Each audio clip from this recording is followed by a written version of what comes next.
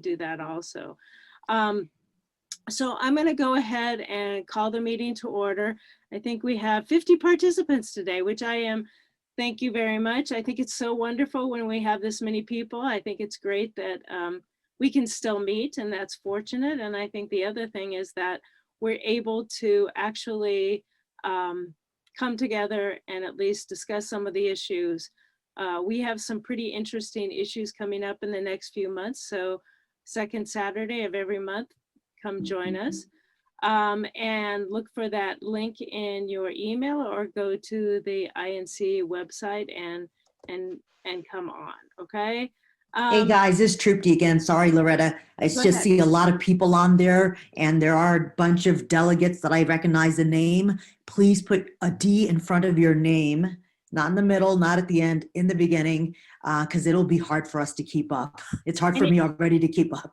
Yeah, and so again, just to let everybody know and for future reference, if you're on your computer, I think it's the same on your phone or a tablet, go down to the bottom where there's participants, there's a little arrow to the right of that, and then just go to participants, find your name, and the right hand side or wherever it shows up for you, find your name, and then there's a place on the right that says more, a little click, it says more, and then you can put the D before your name. You can rename yourself, okay? So you'll be able to rename yourself. Okay, I can't rename you. None of us can rename somebody else. So that's why we're asking you to do it. Sorry about that. And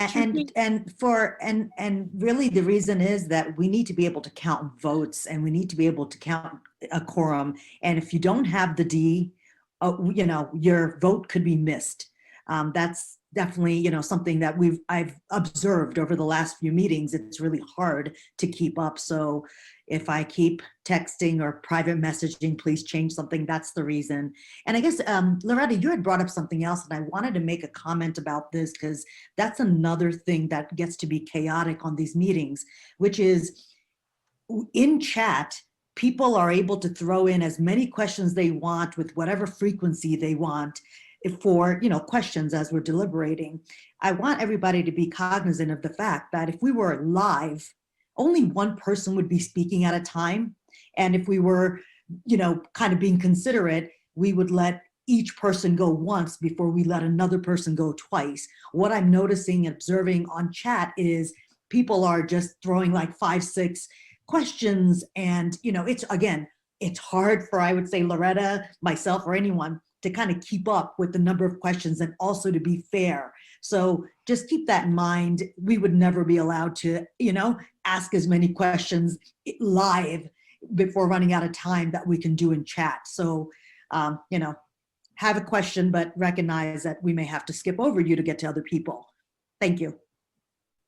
All right. And then thank you, Trupti. The other thing is, again, just to let everybody know, a couple more people, when you're on your screen, if you're on your computer, hopefully it's the same on the phone, you go down to participants, you click on participants, then you can see all the participants on the side. That's how you can choose if you see somebody and want to just say hi to them privately in the chat, you can do that. But also go to the participants, find your name. Once the participant list comes up, you have to scroll through, find your name, and then you go over to, there's like a little more button. You click on that, and that will allow you to change your name, so you can rename yourself. So that's when you want to put that D in front of your name, okay? So, and then the other thing, Trupti, I think that we wanted to add is that we appreciate all the delegates and all the RNOs. There's notices going out. You'll talk about that later. But I wanted people to know, if you happen to be a new delegate for your RNO, please let Trupti know, because you know, if there's been a change, we want to update our records too to make sure that we have that on file. Okay. I think now I'm going to hand that over. Maggie, if we can share that again, the agenda for a moment. So our first on our list, we have, and I'm sorry, I'll have to find my agenda. But we first have on our list a topic that's coming up before city council in January. And that's why we wanted to get it on the meeting today. So Jane Potts, do you want to go ahead and do a little introduction and introduce the speaker? And let me check, is she on today? Do we have? Yes, she's on. Yeah, she's on. Okay, great. Okay, good. Go ahead, Jane. Oh, thanks. Good morning, everybody. And I agree. It's too bad we can't see each other personally, but happy holidays to everybody. And it's really a pleasure to introduce Bethany Gravel. She's working on tobacco-free Colorado, and there is an issue that'll be coming up in City Council. Did you think in January, Beth? Yes, we hope to be at committee in January at the very least. Okay, so, and you brought a team with you today and a presentation for us? All right. Yes, I brought the best experts I could find. Good, I'm glad. Thank you so much. Welcome all of you to the Inter-Neighborhood Cooperation Monthly Delegate Meeting. And so I'll let you go ahead with your presentation, and thank you for being here. Well, thank you for this opportunity. This is an issue that means a lot to me. I lost my dad to smoking a couple years ago, and he started smoking when he was 12 years old. The average age of initiation we're seeing now is 13. If it's okay, I'm going to share my screen and then turn it over to my colleague, Naomi Amaha with the American Heart Association. Oh, the host disabled participant screen sharing. I don't know if we're able to turn that back on.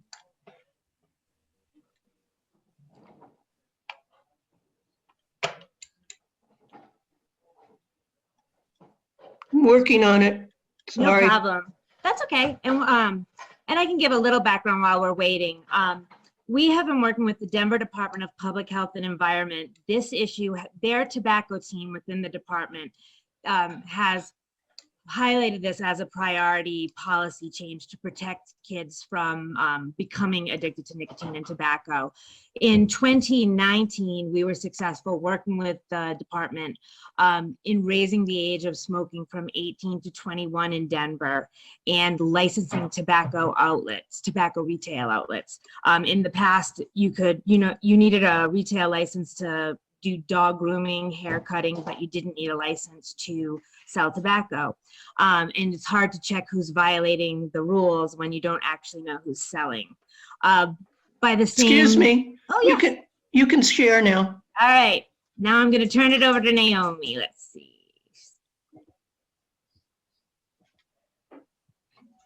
And then.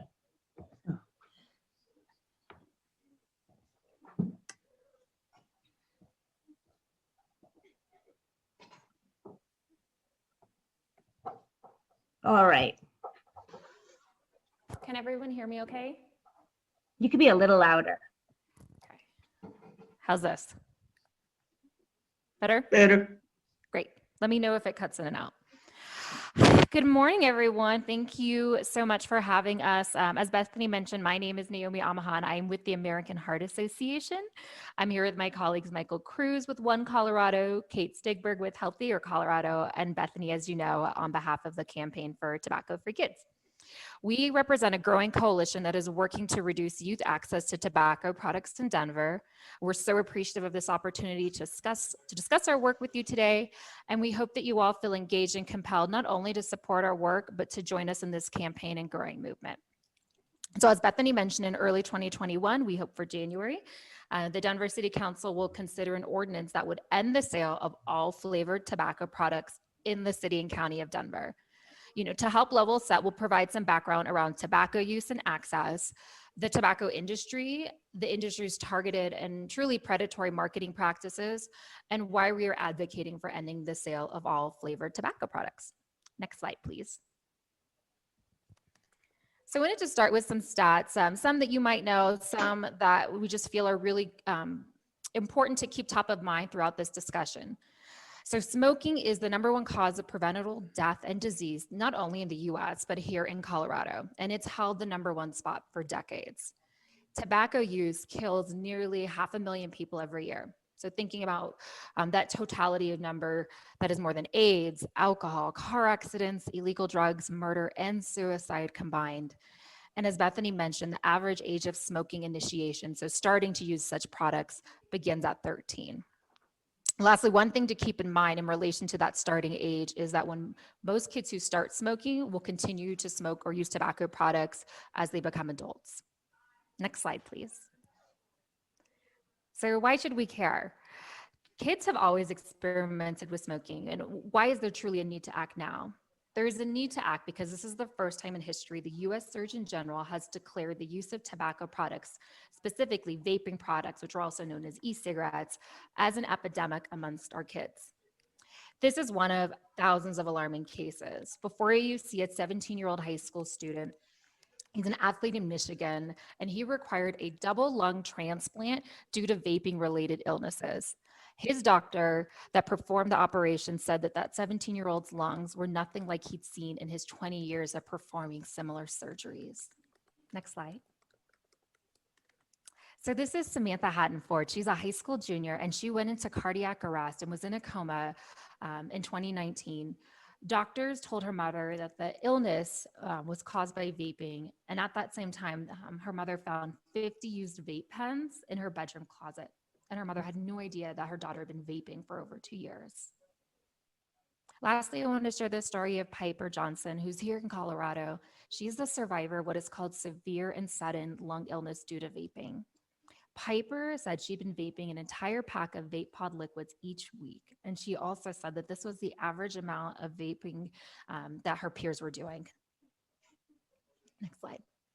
So in the 1970s, roughly 30% of high school seniors were using cigarettes. Today, only 3.5% of high school seniors are smoking traditional cigarettes nationally. So there's been some progress, truly great progress. The yellow line on the right graph shows the sharp increase, though, of e-cigarette use since 2011. Use of e-cigarettes has erased over 40 years of progress that public health educators and the medical community have made in reducing youth access and use of tobacco products. Now, 30% or more high school students are using e-cigarettes. So truly the bad news is we're repeating history. The good news is we know exactly what to do to turn the tide. And now I'm going to turn things over to Michael Cruz. Good morning, everyone. Thank you for having us this morning. My name is Michael Cruz, and I'm the Policy Director for One Colorado. We know the catalyst that is driving the e-cigarette trend. It's flavored products. The industry today relies on flavors to attract kids. Flavors mask tobacco's harshness. Many youth don't realize that vaping devices contain tobacco and nicotine and therefore are addictive and harmful. As of 2017, researchers had identified more than 15,000 unique e-cigarette flavors available online. Gummy bear, strawberry shortcake, and cherry are just a few examples. Sales of flavored cigars have increased by nearly 50% from 2008 to 2015, with more than 250 unique flavors available. One legally permissible flavored cigarette is on the market still, and that's menthol. And while overall cigarette sales have been declining, the proportion of smokers using menthol cigarettes has been increasing. Menthol products make up 36% of the cigarette market share in 2018. So these are some quotes from 3 different tobacco companies that provide a truly transparent look at their marketing strategy and kind of thoughts and views of their customers going back to the 1970s. You'll see a common theme of teenagers, candy, and flavors. Before we go to the next slide with an additional quote, I just want to warn you, it's a little bit extra crass and offensive, but, just highlights again the industry's views and opinions about their customers and the products that they sell. So as you can see here, this executive admits the industry doesn't use their own products, but markets to profit off of communities with lower incomes and lower education levels. Marketing to kids, it's especially important to the industry's bottom line, as addicting youth will surely provide them with loyal customers for many years to come and helps replace those losses that come from when their current customers die from their product usage. We can see the strategy on the ground in Denver. 50% of Denver schools are within 1,000 feet of a tobacco retailer. And we have 23% times more tobacco outlets than McDonald's within the city and county of Denver. Getting back to some of the language you saw from the executives earlier, there are 10 times more tobacco ads in Black neighborhoods, which is very direct and very intentional. As a result of aggressive menthol marketing campaigns, 85% of African American smokers use menthol cigarettes compared to 29% of white smokers. 7 out of 10 African American youth smokers use menthol cigarettes. The tobacco industry knows that flavored tobacco products appeal primarily to youth and new smokers. 8 out of 10 kids who have used tobacco products started with a flavored one. 72% of current youth tobacco users used a flavored product in the last 30 days. And 57.3% of high school e-cigarette users use menthol or mint flavored e-cigarettes. Finally, 70% of youth use e-cigarette users say they use e-cigarettes because they come in flavors like the ones that we highlighted earlier. And we focus on flavored products because they exist to hook and addict new users. And now I will turn it over to Kate with Healthier Colorado. Thank you, Michael and Naomi. As Michael mentioned, my name is Kate Stigberg. I'm the Senior Director of Activism at Healthier Colorado. So just another slide about how the tobacco industry's strategy is working. So this is one of our more alarming slides in terms of recent data. So what's new to us is the frequency of kids using e-cigarettes 20 or more days out of 30. So this is an indicator of addiction, intolerable cravings, reaching for products without thinking about it, and it's justification for adopting truly evidence-based policies to reduce kids' access to flavored products. This next slide is kind of, all the pieces that would come together to help curb this epidemic and trend. So we're focused on flavored products because they exist to hook and addict new customers. And please note, this ordinance will not make it illegal for kids or adults to use or possess the flavored products. This is really more about reducing access. And as we mentioned, Denver City Council will vote to enact the sales ban. Were they to vote today, we're confident that the measure would pass. However, the industry is just getting to work to weaken the sales ban and carve out exemptions so they can keep more flavored products on the market in Denver. Council members need to hear from Denver residents so they can stand up to the industry's misinformation and pressure. And finally, close to 70 organizations have voted to endorse the sales ban, including Capitol Hill United Neighbors, Greater Park Hill Community Association, Jefferson Park United Neighborhoods, Northeast Park Hill Coalition, Overland Park Neighborhood Association, Ruby Hill Neighbors, and Sloan's Lake Citizens Group.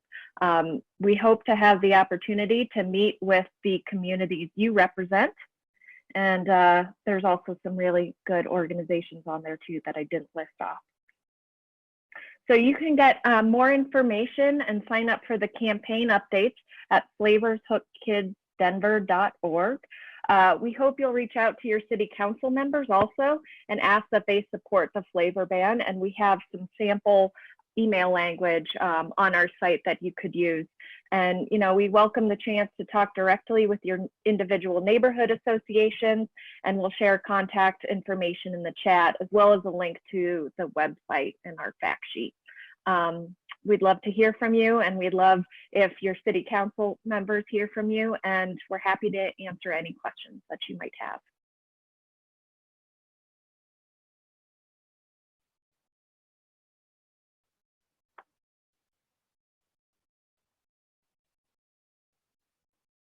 I am back.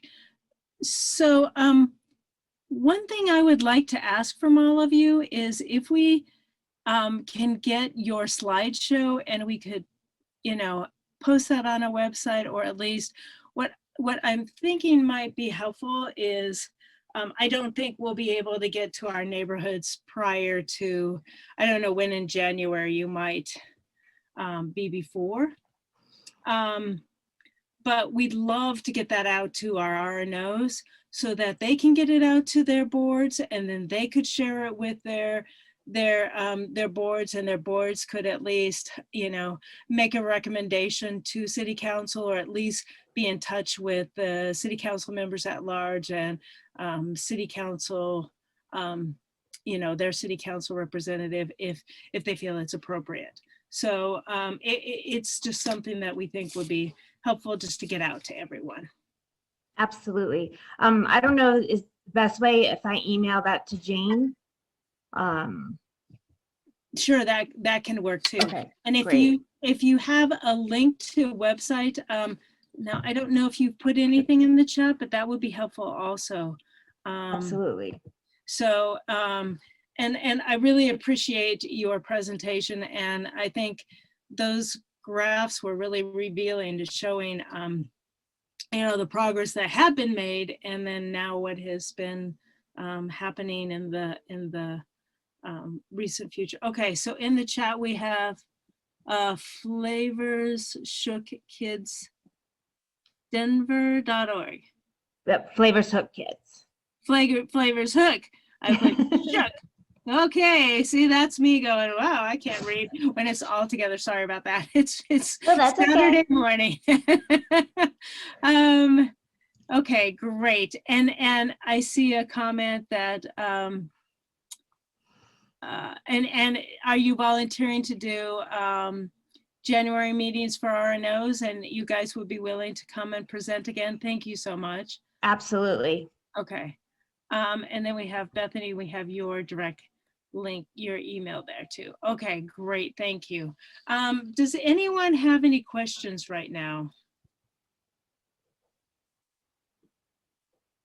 I don't see any questions in the chat, and so I really appreciate you coming and presenting for us today. What I think would be helpful, again, for our RNOs, if you have the opportunity, it should be posted on our website, and we can send it out to people who request it. Just let us know. But I think if you feel it would be important to go to your RNO board or executive committee, feel free to send that information out, and you can do, what you want with that information. Jane, do you have something to add? I was just sort of curious how organized, silly question, is the industry right now, and what's the pressure tactics that they're working on? I don't know if anyone else wants to step up and answer this. We have heard of paid activists calling into the city now and to council members from as far away as Atlanta and Chicago. Al Sharpton, who is a long time, who's been on the payroll for the industry for a long time, has started calling our city council members. So we've seen in other cities, hundreds of lobbyists called in like in Chicago and California. I haven't been a part, but I know that this just went before Loveland, Colorado, and it's still ongoing in Loveland. They've spent a lot of money and hired really big guns for Loveland. So you can imagine how much stronger their effort is going to be in Denver. Like Denver is going to be one of those cities where they feel like they can't lose. Tony, by the way, and Tony Massaro with Dimension Strategies also on our team. I bet there's some friends of Tony in the audience. Anyone else have anything to say on and also I can say pretty clearly, the arguments they're going to say, one is that we should keep flavored menthol cigarettes on the market because they are a greater proportion of African Americans smoke menthols, which is such a circular argument because the industry has targeted the African American community since the 1970s to smoke menthol. So other people could probably speak to that more directly than I could, but it's one of the many insulting arguments. The other, and again, we're working with the Colorado Black Health Collaborative, the NAACP, many prominent African American doctors in Denver who can say quite clearly this is not an issue. They want to see this flavor ban in place. They want to protect their kids. And another argument we're hearing that just isn't an argument is that if we ban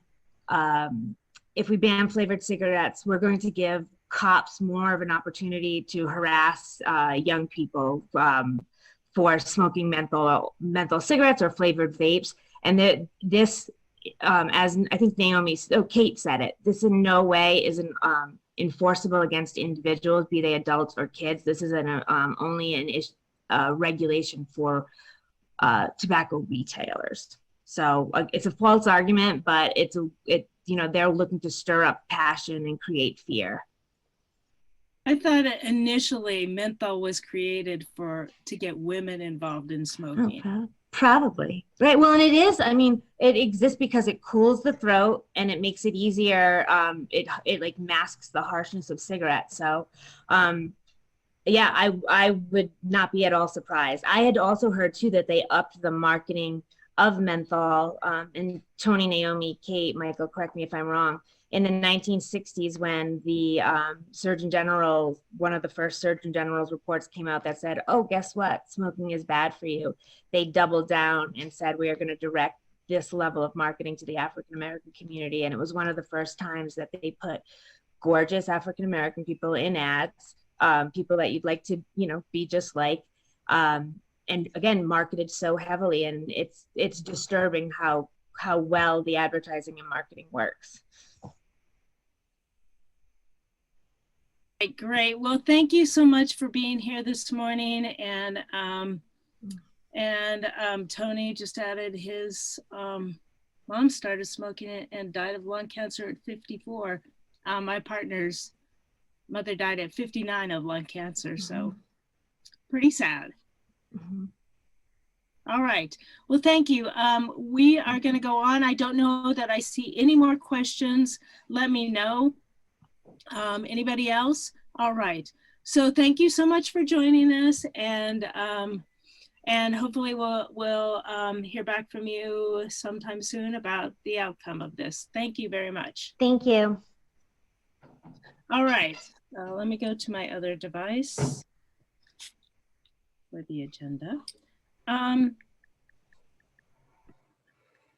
think, why don't we go ahead and we're going to go ahead and have committee reports. And, Jane, I forgot to put your committee on here. So if you want to go ahead and present on what you guys have been working on, go ahead. Thank you. The Climate and Sustainability Committee is just sort of getting our feet on the ground. We're developing a committee, and we've already cleared it with Loretta that we can be at the delegate meeting in April and bring a rather large presentation on a number of the organizations that are doing climate action activities right now and how they're involved and how they're working with neighborhoods. And just yesterday, we learned that Grace Rink will be a part of that presentation. And so she's the new director of the Climate Action, Sustainability, and Resiliency Department in the city. So she will be here that day, as well as representatives from other climate organizations and some neighborhood groups that have sort of set the pace for others. Just trying to figure out the best way that we can interact with the tax funds that are coming through because of 2A, and how those can certainly be used in a lot of neighborhoods that have the most need. So like I said, we're just sort of getting started on this, but I think by the time April rolls around, we'll have a really good presentation and we'll get our committee on a good starting place to work with neighborhoods. So that's about all I have on that for this morning. Jane, how can people get involved then with your committee then? Send me an email. Do you have your meeting dates or minutes on the website yet? No, we're just sort of getting together. We've been talking to a lot of different people who are involved, and we're trying to have good representation on our board before we do much more of a kickoff. So we're in a bit of a holding pattern. Okay. All right. Well, keep us apprised. Thank you very much. Well, thank you for letting us have the April meeting. I will be ready with a nice program. Well, in April is Earth Day in April, so it seems appropriate to do it then. So, all right, great. Thank you. Maggie, do you want to come on for parks? Hi. Hello. Hi. Hello. Well, nothing has changed since last month, so I don't really have a report to give. But you can view our notes and our minutes by going to the committee pages where we have minutes, and that should do it. Okay, great, thank you. My goal for this year and our goal is to hit all the city parks in Denver and even those small little pocket parks by the end of 2021, because COVID keeps us inside. I'm trying to hit all the parks. Anyway, There is some movement, though. We do know that next year they'll start to designate more parks, and we'll keep you apprised of that. that'll give me more on my list. And there's a new park at 38 that wasn't on the Denver Parks map. That's a really fun park by the rock drill, and they have fun playgrounds for kids. Okay. I didn't see, is Amy, are you on for Education Committee? I don't know if Amy's on today. Anybody else from Education Committee if Amy is not on? I don't see Amy. Okay, we'll skip over. Next, transportation. Joel, do you have anything to add? Good morning, everyone. Transportation Committee is on its regular every other month schedule. So we met last month and gave an update. Our next meeting will be January 14th, and assembling the schedule for that now. The big news in the kind of Denver transportation this month has been a release by the auditor of an audit of the sidewalk repair program, which I think anyone who's kind of followed sidewalk stuff realizes is not gone well at all. As you know, the adjacent property owner in Denver is responsible for sidewalk repairs, leading to a real patchwork of quality. And if you view sidewalks as a system, if you're actually trying to get from one place to another, a lot of sidewalks are impassable by anyone with mobility issues.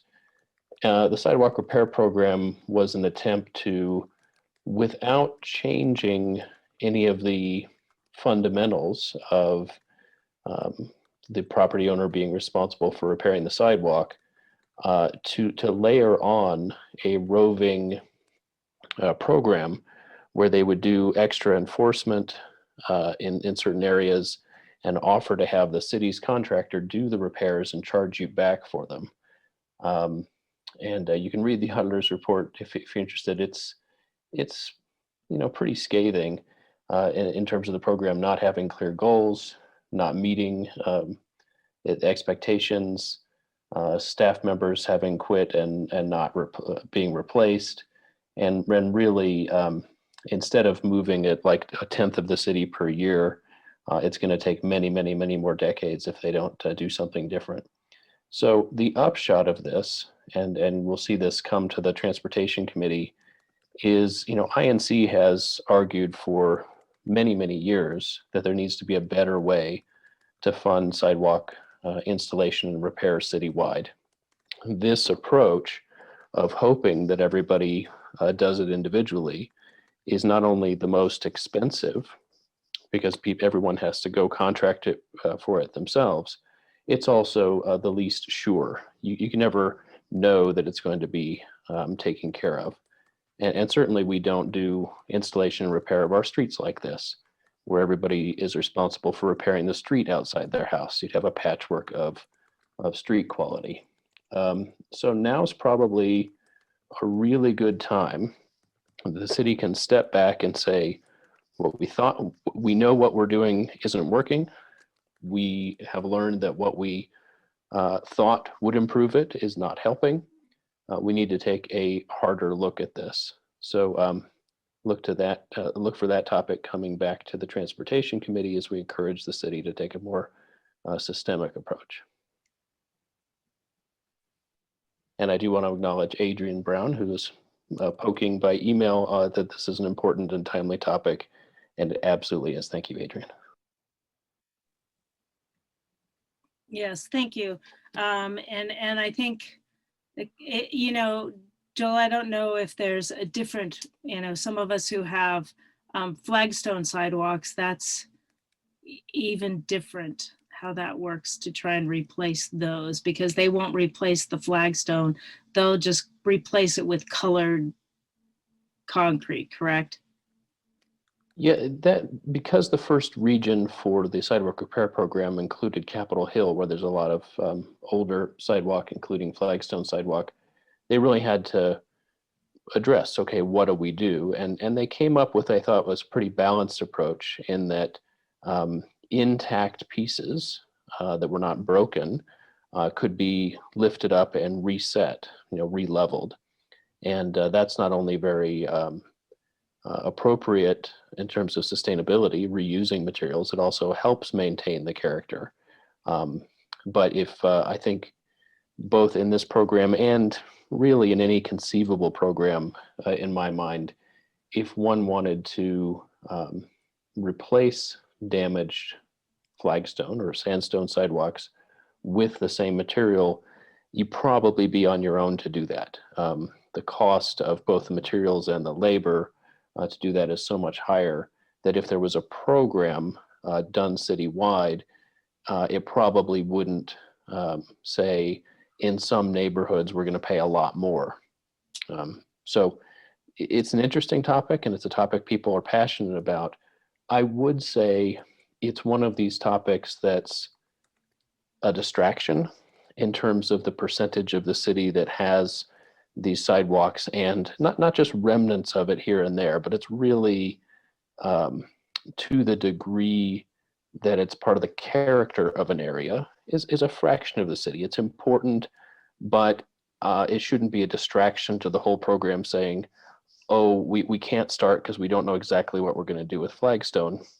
Similarly, a very small portion of the city has no sidewalk, and there are neighborhoods that were just built that way. And you hear people bring up, well, we can't have a citywide program because what about those few neighborhoods that don't have sidewalk? We can't decide if they're going to get sidewalk, whether they want it or not, or if they get to opt out of it.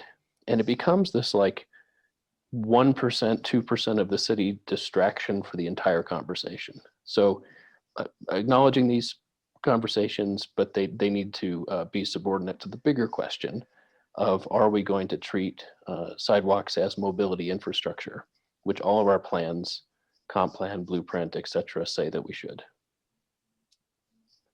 All right, great. Anything else, Joel? Nope. Look to see you all in January. Okay, great. Thank you very much. All right. I don't know, Christine, I see you here. I don't know if Ian's on, but Christine, do you want to go ahead and present on Zap? Sure. I haven't seen Ian, but I might have missed him. A couple things. Good morning, everybody. Ian Tafoya and I are the two co-chairs of zoning and planning. And if you're interested in getting our emails, which you have to opt into, you won't hear about them just by being a delegate. I'm going to put my email up in a minute. But we had a really pretty fun meeting, I would say, on November 28th. And the minutes are up on the website. We had two presentations on two separate overlay projects. One is called the Bungalow Overlay District in District 1, and the other one is called the Active Centers and Corridor Overlay, which will be for Tennyson. And that also is in District 1, and the videos have been divided on the website, and you can watch them. They're really excellent.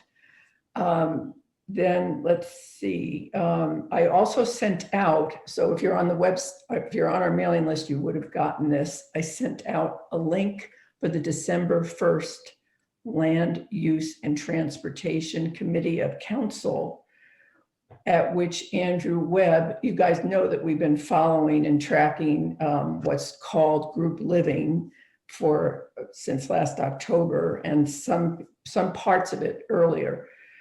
I put the link for that up and the PowerPoint up, and that will sometime this week, I hope, the city is going to release a new text amendment. It's what they've done and what's been changed is pretty significant.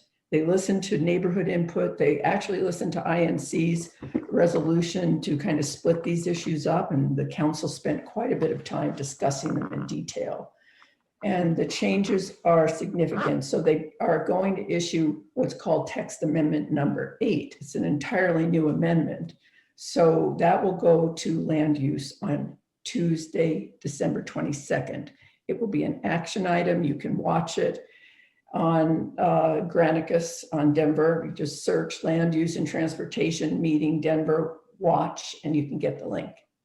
So our meeting schedule is generally the same, the 4th Saturday of the month. We have tentatively at the last meeting, people indicated they'd like to meet over the holidays. However, since then I've heard from several people that the day after Christmas is really a little too close. So we may change that. Ian and I have not decided on an agenda. We may recap the changes in the group living amendment. Other issues that we're going to be working on in 2021, which are really important and will be kind of fun to sort out if you're in it for the long haul and you're willing to be nerdy. The city is going to, sometime in 2021, a couple months in, the city is going to start a new initiative called Residential Infill. And we had talked about it a little bit at our November 28th meeting, but basically it's an attempt to try to find new ways to change the single family layout in Denver so that we can put some gentle density on the edges and maybe some cottage developments, duplexes. The theory is that this will help with housing affordability, and that's actually pretty debatable. So we'll be discussing that. And we'd like to get some more people who haven't been involved in zoning, but have some knowledge and some interest. It's pretty complicated work and you need to be willing to dig, but we'd love to have some more attendees. So thank you, Loretta. Unless there's questions, I'm just going to put my Ian, and this contact information that I'm going to put down goes to both Ian and myself. So you'll be talking to the committee if you address us here. Thank you. All right, thanks, Christine. That's helpful. And again, anybody look for the upcoming date for December, if there will be one in December, and then definitely in January. And I think that's both your names. If you, yeah, put an email, that's great. So look in the chat for the email address to, if you need to email. Membership, Trupti, do you want to go through membership? Because we've been, you know, in this strange COVID world, we're trying to get everybody, you know, back joined with INC, and hopefully come next summer, fall, we'll be able to actually go out into neighborhoods and have meetings in neighborhoods again. But go ahead, Trupti. Hi, guys. Thanks. So I'm relatively new. So, you know, I just took over from Jane Potts, and I'm still getting familiar. But what I have done so far is send a renewal email reminder to folks who've been members in 2019 or 2020. And my next email is going to go out to any other RNO that's registered with the city that has not been a member with us over the last couple of years. And then probably another email toward the end of January for all of those groups, because I recognize that a lot of groups either are on vacation, not meeting, holidays. What we do want is for everyone who wants to join Inc. to renew or register and pay by the end of February, in time for our elections in March. So that's kind of the goal with us, and that's about all I have right now. I will say, you know, I'm texting, PMing a lot of you folks as I'm checking our records, and if our records are not updated or there's an omission. So that's the other piece that I'm kind of doing so that we have kind of clean files to use. So kind of getting familiar with some of the data sets and the various pieces in the various locations. So bear with me if I'm, thinking you're not a member and you are. I may just need to dig a little further. If anybody has any questions, let me know. Loretta, can I just say, Sure. I just heard, I asked Amy if she was coming and she said she's in Sacramento with her mother who's entering hospice and that's why she's not here. So she's Okay, well, I'm glad she can be with her mother at this time, at least. Thank you. All right, so we are circling back around to the RNO ordinance. I pulled it up on my screen from the website, but Maggie, do you have it or you want me to share it? I can share if you want. I have it. Okay, oh, that'd be great. All right, so I think you all remember last month, we had the RNO committee present, and I know that I saw Margie, I think you're on, and Michael, I think you're on. So, if you want to come back on again. And so we have the RNO ordinance that was presented last month. Can you scroll down to the actual, stop there for a second. Oh, okay.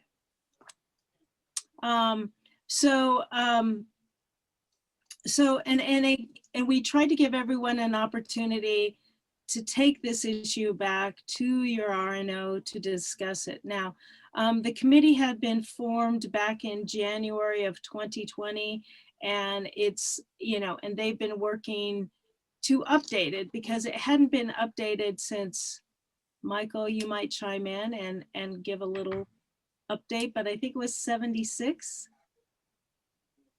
The RNO ordinance was passed by City Council in 1979. 79.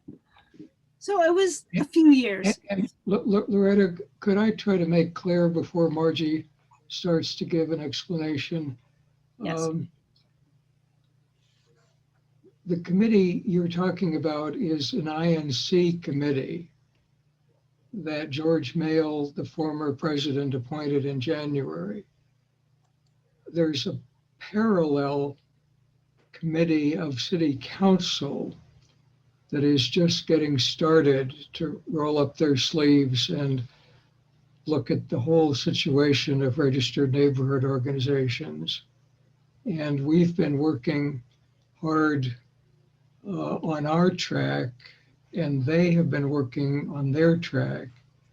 And I think they're pretty compatible, but we want very badly to get this set of recommendations endorsed by INC's delegation and sent by you, Loretta, as president to the City Council, hopefully in the next week or so. Right. And let me just chime in by saying that I've been in touch with Paul Cashman, and I think some of you may have received the questionnaire that I think went out by, is it Mike Charbonneau? Anyway, and it was sent out, and I've heard that the results of that survey will be coming back. Now, I've been in communication with Paul Cashman, and Paul Cashman unfortunately had to leave early before the final presentation of the RNO ordinance last, Steve Charbonneau, thank you very much, sorry. He's been able to watch the presentation, and I think he feels that we're pretty much on the same page. I think Paul, I exchanged emails with him this week, and he will be able to present to the RNO committee, and then again, he can present to the executive and to the delegates in the future regarding where they're at. But go ahead, Michael or Margie. Margie, please go ahead. Well, we made a presentation last month, and the committee did work on this for over a year. And our recommendations are for the delegates to adopt the RNO position information sheet, the amendments, proposed amendments to Article 3 of the ordinance for registered neighborhood organizations, and our recommendations. It's a 4-page report summarizing a lot of our discussion. The committee presentation made to the delegates, the committee's recommendations were unanimous. And we spent a lot of time on things, various sections of the ordinance that are not in the recommendations, but they were thoroughly discussed. And unless we could reach a unanimous decision, we did not include them in our recommendations, but we did acknowledge that we had discussed them. So at this meeting, the committee is asking for the 3 documents to be provided to City Council through our president, Loretta Kohler. And with that, we have received a friendly amendment, and the co-chairs have no objection to the friendly amendment, but we will need the friendly amendment, a motion to be made and a second to be made, and then a vote on the friendly amendment. And with that, we will then need a vote, a motion to be made on sending the 3 documents to City Council, and Paul, including Paul Cashman, and then a second on that motion, and then discussion if any, and then a vote will be taken.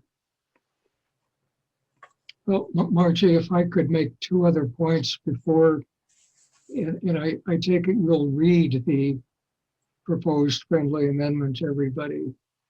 But there are 2 points that I'd like to make. One is that we recommend, and I hope that almost all RNO folks would agree,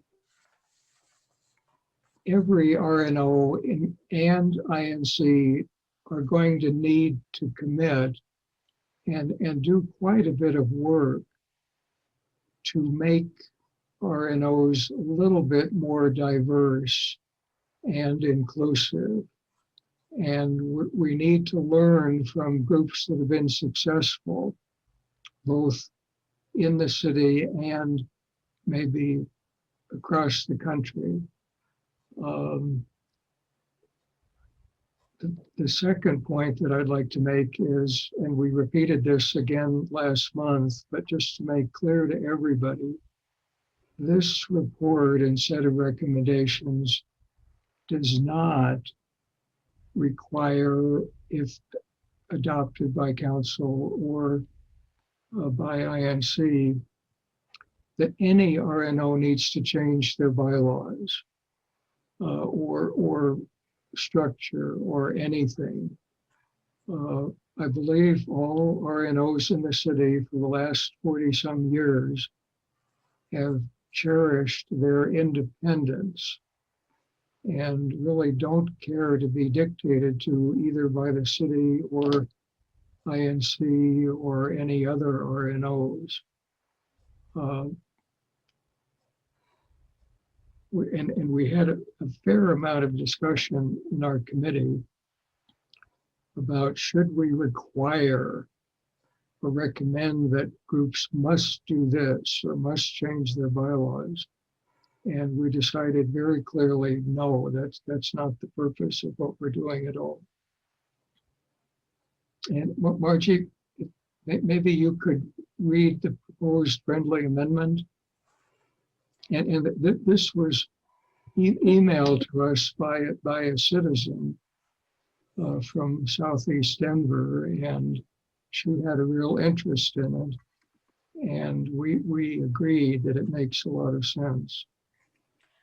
She's also a member of a registered neighborhood organization. She's chair of the bylaws committee for her RNO. And the friendly amendment is that the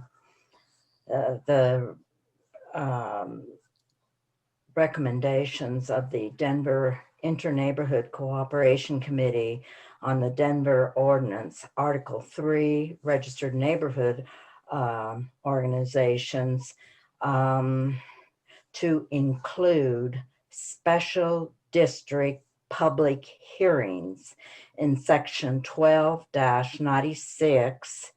And the responsibility for that notice would be the Community Planning and Development as a responsible city agency for reviewing the amended edition. And with that, we will need a motion to be made, a second, and then we can vote on it. And before we go to that particular friendly amendment, I'm going to give my last pitch for the RNO position information sheet. It does say it's a draft now, INC format proposal, but this sheet, this information sheet will resolve a heck of a lot of problems that have gone on in the past. This will prohibit, well, it won't prohibit, but it will certainly demonstrate when there is one person that has represented two hearing officials that they represent the RNO, and there's only one person in the RNO.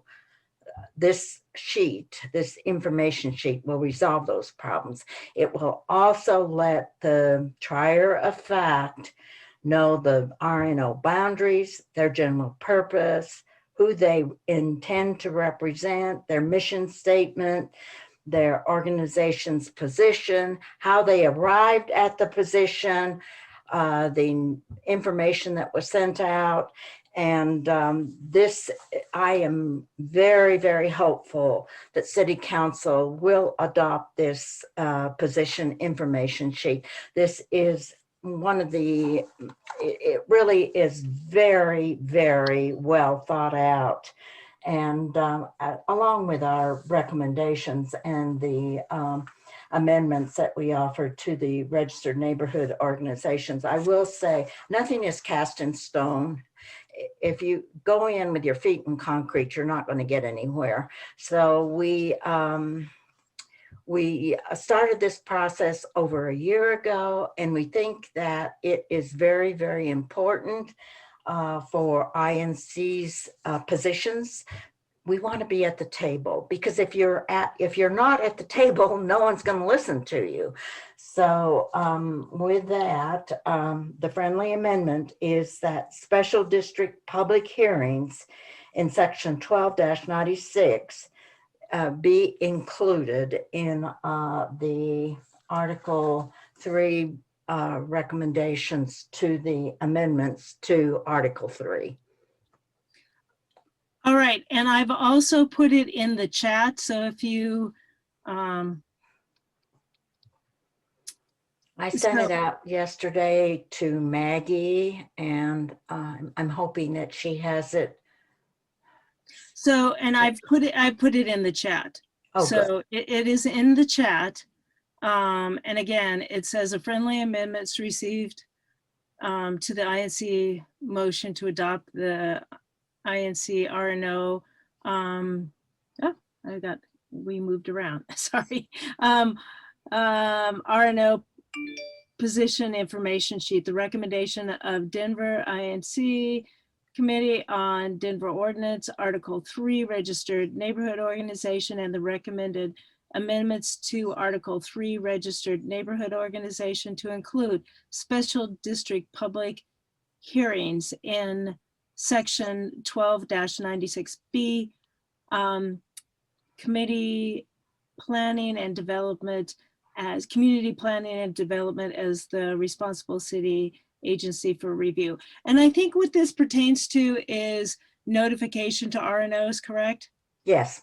Okay, because I think that I assume we all want any information, and I think the committee agreed and approved that, because any more notification that RNOs get is pretty valuable, I would assume, right? That's correct. We all want more information if we can get it. So I think that was part of it. And I'm asking, so that's the friendly amendment. Do we have a motion from the floor?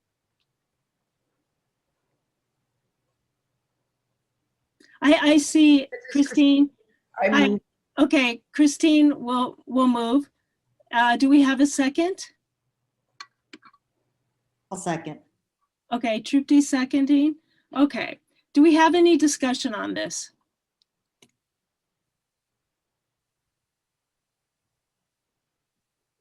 I don't know if anybody wants to unmute and say anything, or if you were, I'll just say there's many, many special districts some of us know nothing about, and it's a very useful addition.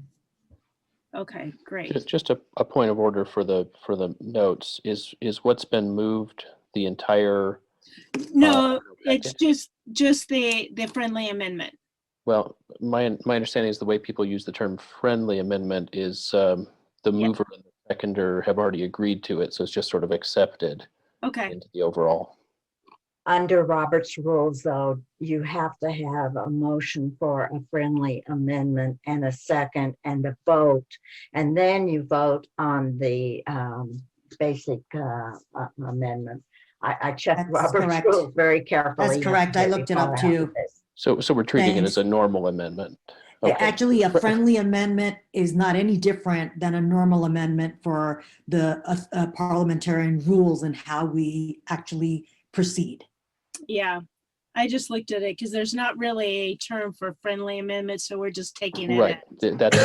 That's an informal. Yeah. Yeah. Okay. as an amendment. So I don't, Can I make a comment? yes, go ahead. So just quickly, this is more of an overall comment, and I know it's late in the game, but if the intent of the RNO ordinance is to increase access and enable organizations to present positions before certain decisions are made by the agencies, in what way is the city facilitating the discussion of these elements? Because lately what we've been seeing is citywide zoning changes that they expect to wrap up in 6 to 8 months, but the implications are quite large across the whole city in all the different contexts. So I guess my question would be is, how do we make the city more accountable to maybe extended deadlines on some of these larger issues? Can I ask you, Miles, to hold that? Because I don't know if that goes directly to this motion that we have on the floor, because I think that's for the whole, is that for the whole? Tell me if I'm wrong. You're correct. You're correct. Okay, okay, can you hold that then? Okay, sure. That'd be great. Okay, thank you. Does anybody, oh, Travis, I see your hand up. Do you have something you'd like to comment on this motion? It's not related to the friendly amendment. It's more to the proposal. Okay, you hold that too. Okay, and then we'll get back to you. Anybody else? The motion was from Christine and it was seconded by whom? Trupti.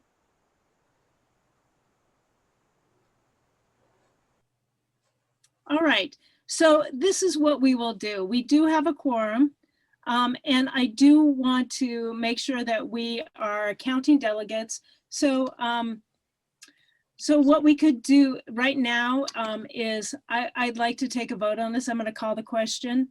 And so this is just for that amendment that is in the, it's only for the amendment. Does anybody need me to read it again? Because it is in the chat and Margie read it, I read it. Okay. All right, great.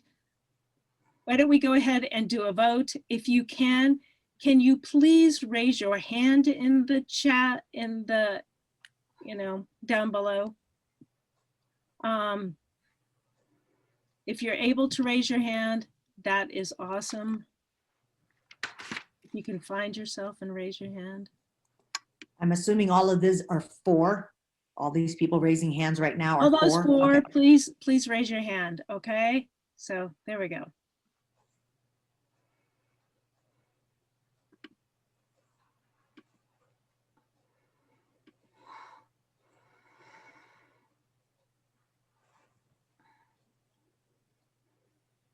Okay, and this is just for For the, some reason, mine is not allowing me to Okay. raise a hand. thank you, Judy. So at least I know we are gonna count you by hand.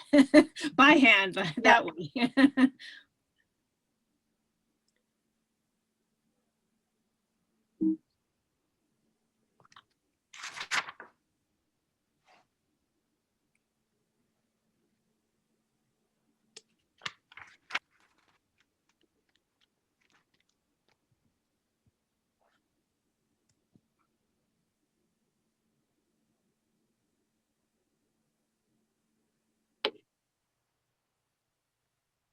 Are you counting, Trupti? Yeah, I counted 27, but if somebody wants to double check that count, we should do I'm at that. 28, And then 28 with Judy. and Did then you- if Did you you could, count Gertie and Karen Taylor and Travis? They had, and Jim Slotta and Katie Fisher. They all had their hands up. their hands up, okay, so Uh, how many did you count there? How many were extra there? Margie? 1, 2, 3, 4, 5. Okay, 5, okay. And then if Okay. you'll, Trupti and Loretta. yes, yeah, and then myself and Trupti. I'm reading, sorry.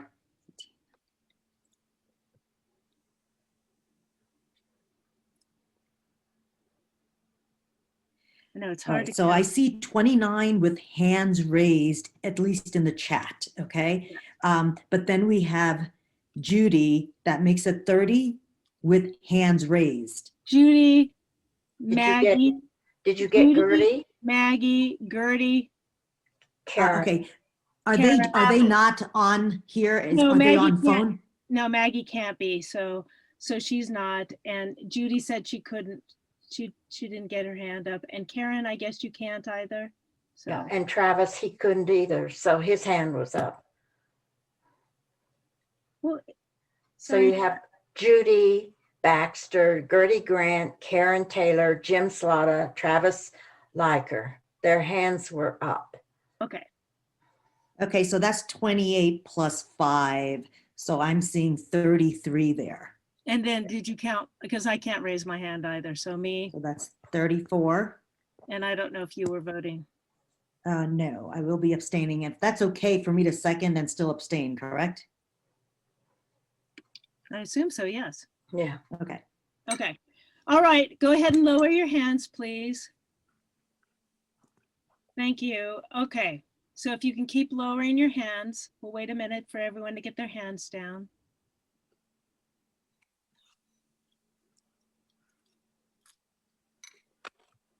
Christine,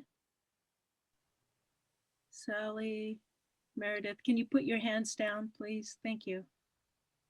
So I can't. And I'm going to have to keep pushing this piece, which is there are people who do not have a D in front of their names that are voting. I believe they are delegates, but we really need to be doing this in a clean way for everyone. And I sent everybody a message who didn't have a D, so please put your D in there for the next vote. And the one that I see that stands out, Sally, are you a Yes. delegate? Okay, okay. And I just didn't see a D. And if you could put your hand down, and is there one other person? Also, Katie Fisher had her hand raised, and she's a delegate. Yeah. Okay, and then Elani, hopefully I'm saying that right. You need to put your hand down so I can lower your hand. So I'm going to go ahead and lower your hands just because I think I can. Oh, okay. All right. Now that we have all the hands down, I'm going to go ahead and I'm going to call those of you who are opposed to the amendment. Go ahead and raise your hands.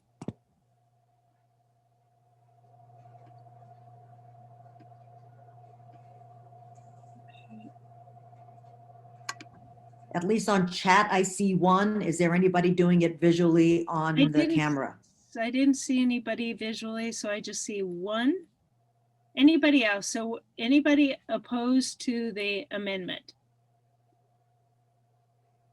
So we just have one. So we just have one. Okay, go ahead and lower your hand. Okay, I'm going to call for those who are abstaining. Please raise your hand if you're abstaining from. I'm going to look in the. I have 4 on chat. Is anybody else doing it on the camera? I don't see anyone else on the camera. If you are raising on the camera, let me know. So I see 4. I agree with you. There's 4. Okay, so the motion on the amendment carries.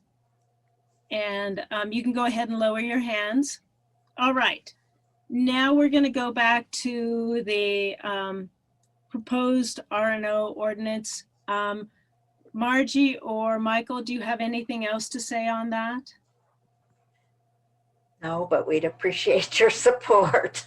Okay, there was a couple of discussion. First, Miles, why don't we go to you, and then Travis will go to you, okay? And there was another one too. I'll look it up. Okay. Miles? Okay, yes. So my overall comment is the intent of the ordinance is to increase access, enable organizations to present positions before certain decisions are made by the agencies. I guess the concern here is if that's the goal, then I think the city needs to have more burden placed on them to provide more time and access for some of these larger citywide zoning changes. And it looks like we're not discussing that at all because recently, again, we've had group living. We're going to be moving into Denver Infill. These are huge changes across the city. And I think some of this needs to be linked with, there needs to be longer time frames, and it sometimes feels like the city can push these forward in this short time frame and basically say, okay, we've done this, and the majority of the residents just really have no idea what's happening with these changes. So that would be my comment. And so I guess my point would be is, where are the requirements to make the city step up to the plate and make this actually work? I think staying within their guidelines limits us and isn't fair to the residents or the R&Os to actually have the time to meet, get organized, and discuss these points. So that would be my point. Hopefully we will be included, the INC will be included and sit at the table when the ordinance is discussed by city council in their committee meetings as well as a general meeting. And those issues will be raised. This does not. I think we did discuss this, and we may have even discussed it last month. And I think the thought is, if we ask the R&O for additional time, and there are different things, right? Group living is one, but if we ask the R&O for the city for additional time, what does that do for the applicant, right? The applicants are already waiting weeks and weeks and weeks. Are we now going to add more delay to that process? Because that's another area where, people on the other side, the applicants are, complaining that the city's moving too slow. This now adds to that piece. So I think the issue there is going to be a balance of, and I agree, we're in the same boat. Sometimes we get this stuff with variance and zoning that may be real quick. And that happens on this, to me, what I've seen is happens on the smaller things like an ADU or a fence, not necessarily a rezoning or upzoning. Usually there's a lot more time, but I guess that's the issue. How do we balance that we don't add additional time on the front end for applicants? I guess my response to that would be is the context in which I'm speaking about are these citywide plans. I think those smaller, minor things, I don't have a problem with. And even if a neighborhood, like we've been seeing, wants to do a specialty zoning and they're working with city council, I have no problem with those timelines. It's these major zoning changes moving forward that will affect the whole city that it seems like they're able to just deal with a few groups and say we've met with the city and therefore we've approved multifamily zoning across the city in all single family zoning because missing middle was required on Blueprint Denver. I think people are just not aware of the scale of these changes, and the group living is going to change parking requirements for all residents that live in the city. People are not aware, and that's the failing part. And I think these timelines really need to address some of that. And just let the people decide, inform them and let them make an informed decision. And I think, like Margie said, it's like coming to the table to talk about timelines. That might be something that hopefully we're going to keep involved with in the future. Travis, did you want to chime in? Yeah, I have a couple of questions. I want to go back to Miles's comment with respect to timelines. I'm not seeing any, and Margie, pardon my ignorance. I don't see anything in these recommendations that actually addresses timelines. Is that correct? That's correct. Okay. Well, I sort of view timelines as more of an administrative matter, and I think it's up to our organizations to run effectively and address them in a timely and efficient fashion. So I don't know if we can actually codify that in this ordinance. So I think that while an important flag, it's not something that I think you probably want to put in an ordinance.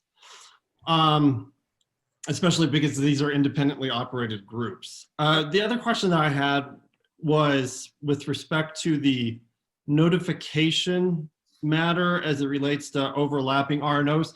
Could you explain who the reportees are or the recipients of said notifications? I'm not sure I understand your question, Travis. There's, if you can pull up the ordinance updates or the recommendations, that would be helpful so I can cite it more directly. Hold on. If possible. Hey, are you going to get it, Maggie, or should I? There we go. There we go. There we go. Can we scroll up, please, to the point-by-point sections? Yeah, thank you. Eligibility standards, 12-93. Overlap, however, prior notice shall be required. Who's receiving the notice? Is it the impacted RNOs or is it the city? If I could add, I believe that we intended that to indicate that we do not want to prohibit overlapping neighborhood groups. However, communication is a good thing, and we recommend that the ordinance be amended so that the any existing RNO should at least be notified. And as we all know, the city has 1 or 2 representatives designated for each RNO in terms of registration. So that would be who we recommend that notification should go to. So thank you, Michael. So wouldn't it make sense to specify that in this section? Yeah, it is, Travis. Okay. In 1293, 12-93, 6, it states that the neighborhood organization shall have established boundaries, and further that the boundaries of a coalition of neighborhood organizations may not encompass the boundaries of another neighborhood organization without prior notice to such organization. And then in B, further, the requirements of subsection A6 of this section shall be, and we put required and then deleted met prior to registration. And the problem was that we did not have a problem with overlapping boundaries, but when we heard from the RNOs, the requirement should be that the RNO that is going to overlap, let the other RNOs know. It will be required that they send a notice that this is what we're going to do. In many instances, the RNOs have been doing that anyway. They've been sending a letter and they've been letting the all of the overlapped RNOs know that they're going to be another overlapping in that neighborhood. But this just makes it a requirement. Great. So it doesn't prohibit, it just makes it a requirement. Okay, yeah, thanks. And then one other question. Well, I want to applaud the work of the committee in putting together such thoughtful recommendations. The position statement form, again, I have some concerns with, and only because, again, I think it's more of an administrative matter, and maybe there's just a basic framework of what is required by the city. I think we have to decouple what is administrative processes from what should be, again, documented in ordinance. So maybe we could provide templates or tools or advice to the city as it undergoes this process of addressing RNOs and the requirements, but breaking out what is, I think, paperwork versus what is required from the city to actively weigh its decision-making process based on the feedback received from organizations. So I could see the basics being name of organization, how the vote was conducted, nature of the organization, mission, etc. And then, all other things could be worked out later. And then I think it's important for us to, as organizations, that this ordinance really is sort of a floor, not necessarily a ceiling. And so we all sort of fall in different categories based on our composition, our tax identity, whether we're C3 or C4, and the like. So we got to take those factors into consideration before moving certain processes and policies and procedures forward, like something like this.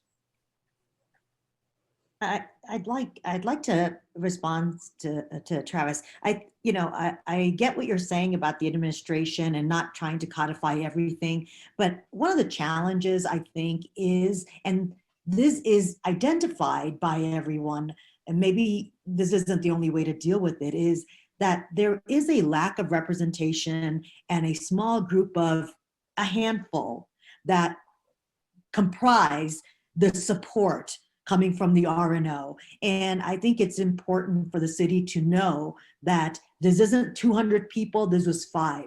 And if the city decides that 5 is sufficient, that's fine, but it isn't because they didn't know that only 5 people were at the meeting and this is what was conducted. So I think something like the number of people, who were at that meeting, that is, to me, is an important piece. And I think the city should be weighting what they see. Yeah.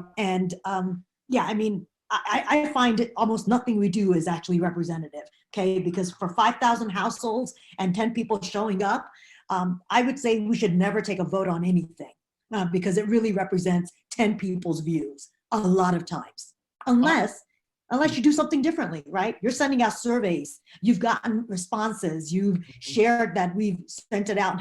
So I think there is that piece is, so maybe this piece isn't tying the city as much as it's tying the RNO on, its strength or power to move something as if it's truly representing the neighborhood versus a handful of people. That's right. This farm, the RNOs are free to do whatever they wish to do, but this information sheet, if you're testifying, I'm going to keep this simple because I do not want it to get too complicated. But if you're testifying before the excise and licenses, and your RNO is really not, it's a general purpose RNO, but it is not a RNO in the neighborhood that within the boundaries of the liquor establishment, and you've taken a vote and you've had your either a good neighbor agreement or you have shown your opposition, and it's clear to the hearing officer that you are RNO that has been engaged in exactly this type of activity, that lets the hearing officer then know that you're the weight of the evidence and the transparency of what the issue is has been discussed, and therefore is entitled to more weight than say a general purpose or an RNO that has never discussed a liquor license issue. So, and there's another thing here. Does your RNO represent 12 people? Does it represent 50 people? You know, what are your boundaries? And I think it's really important for if you are a smaller RNO, but your boundaries are within the site of the moving organization, that affects your neighborhood. And the hearing officer then can weigh that. But this is just transparency, and transparency should be what everyone is supporting in Denver. We don't intend to make things, the more transparency, I guess what I'm saying is the better. All right. I'm going to move on, and I think there's some good discussion in the chat. So if you haven't looked at it, go ahead. So I have Christine, and then Gertie, and then I think Joe might have had something next. Okay, then Joe. Okay, so Christine. Okay, a couple things. First of all, the trier of fact has always done what we're talking about here. And they've always, you know, the liquor license does know how many people, how many doors you knocked. So this is just sort of formalizing that. I agree with Travis, there might be a distinction on what they need to know versus the paperwork, which could be really an equity issue if you think about it. Because there's, as we all are organizers, we've been doing this, well, I've been doing this for a long time, and many of you have, you know how hard it is to get the flyer out or gather emails or grow your organization, and then to be able to conduct all that work in 2 weeks. So I do want to recognize that Michael and other people on ZAP were successful on the timeline issue at some point in getting the city to do courtesy advance notice on citywide initiatives. So even though we only have 2 weeks on a text amendment, they start talking about it with us further ahead.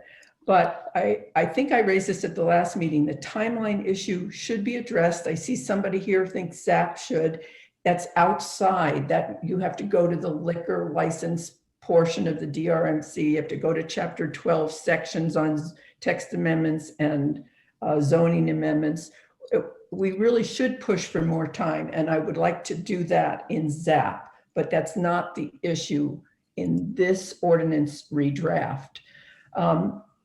So the third thing I was going to say, oh boy, it was in response to Judy Baxter. Oh, well, I don't remember. But we took this, Sally and I took this to our RNO board because we're really trying to do process exactly this way. It's a lot of work. And our board decided they would support it. And my questions on equity and whether this makes it really hard for a brand new organization to get up to speed, to figure out how to get the word out, all those things were not discussed, but we're going to support it as a step in the right direction. And council is going to be rewriting the ordinance, not INC. That's correct. And it is one of, Christine, to address your issues, it is included in the recommendations that we made. All of those things that you indicated. And another thing I would like to address right now, there are RNOs that consist of one member, and that member has been testifying before planning board and city council and representing that they are RNO, but they only have one member. So this position sheet will certainly resolve that problem. And I would say, I think we maybe need a INC to have a forum on how to do it. I'm seeing some questions. There was a question at the ZAP meeting. I have some ideas that we've done to grow our list tremendously. So maybe we have a session on that. Hey, that was exactly going to be my point, that, you know, in the coming months, I would love to, because there's a lot of information in chat where everybody has similar challenges and they're asking similar questions, and things like how about sharing best practices and, you know, kind of what works, what doesn't. So that is an area that I would like to focus on with the membership and figure out how we can support RNOs with some of these things. Like, here's a model, maybe we send out surveys, you know, we can deploy things. So, you know, let's keep that in mind, Loretta. I think for, you know, when membership does a presentation, we should focus on that.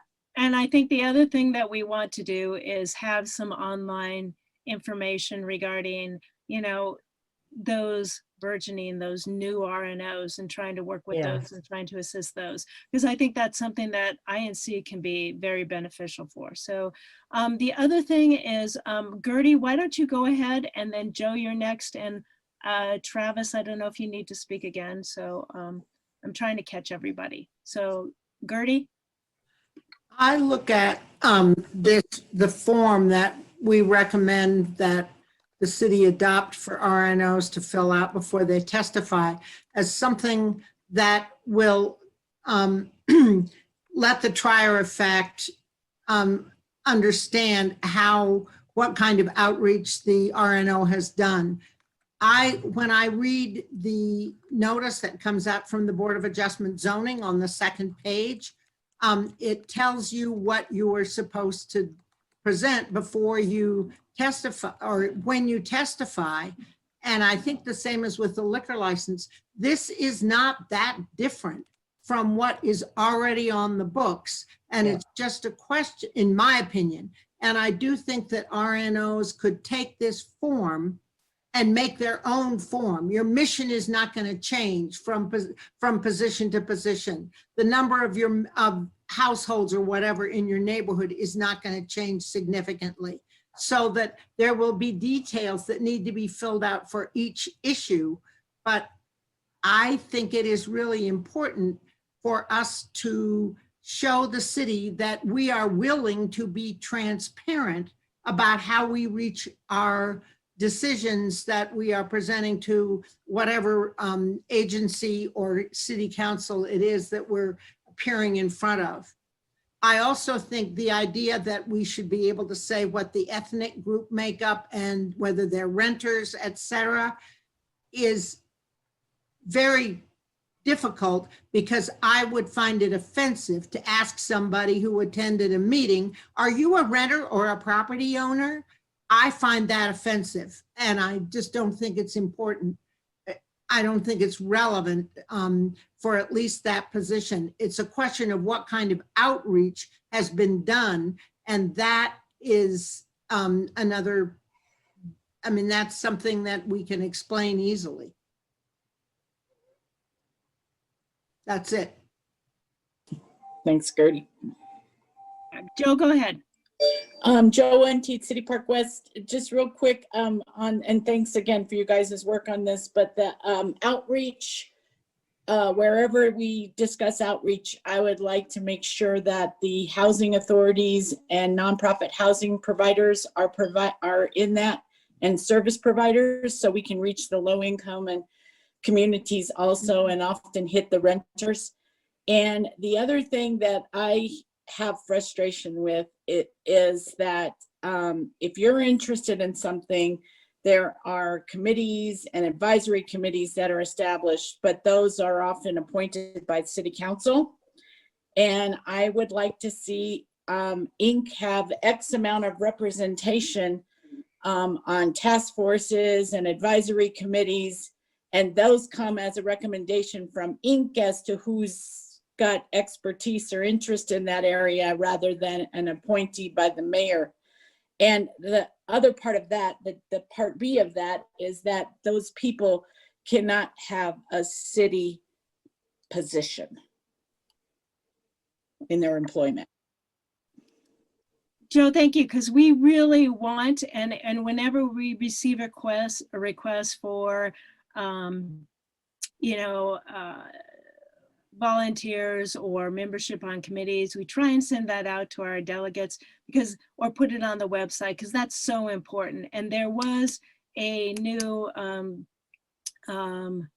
committee coming up. Jane Potts had some information on, and I think we've sent it out, about a new sustainability kind of committee that's coming up.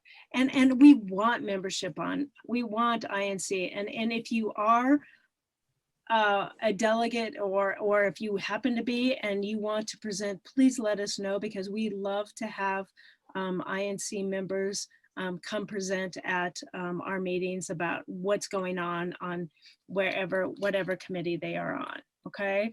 I'm talking about, though, this is like preaching to the choir here. I'm talking about when there are committees, that there should be mandatory representation from Inc. That's my proposal. Yeah, and I agree with you, and I don't know that we can put that in the R&O ordinance, but I agree with you there. And the reason for that is why? I don't know. That's why I'm going to go back to Michael, or to, so, and if it's something that you think could be added, I don't know if it was discussed at the committee. So Michael or Margie? Well, may I comment on that? It was not discussed at all at the committee. What I do know, I think we all know, is that frequently city council members and others will often say inter-neighborhood cooperation does not represent all registered neighborhood organizations. There are fewer than half, I believe, who actually belong currently to INZ. That's why it's so important for what Trupti is talking about, to greatly increase INC's membership. But that's a side discussion from what the purpose of our committee was. And it would stir up a lot of controversy. The other RNOs would say, wait a minute, why do we have to go through INC? And it's just not something that we want to deal with right now. We'd like to get this report and recommendations into City Council within the next week or so.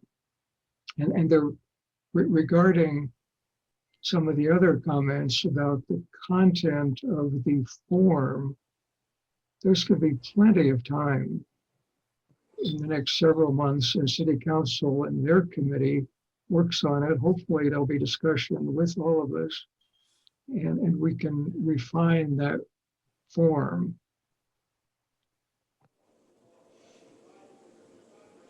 Great, thank you. I think Travis, were you next? And then I think Trupti, and then Kathleen.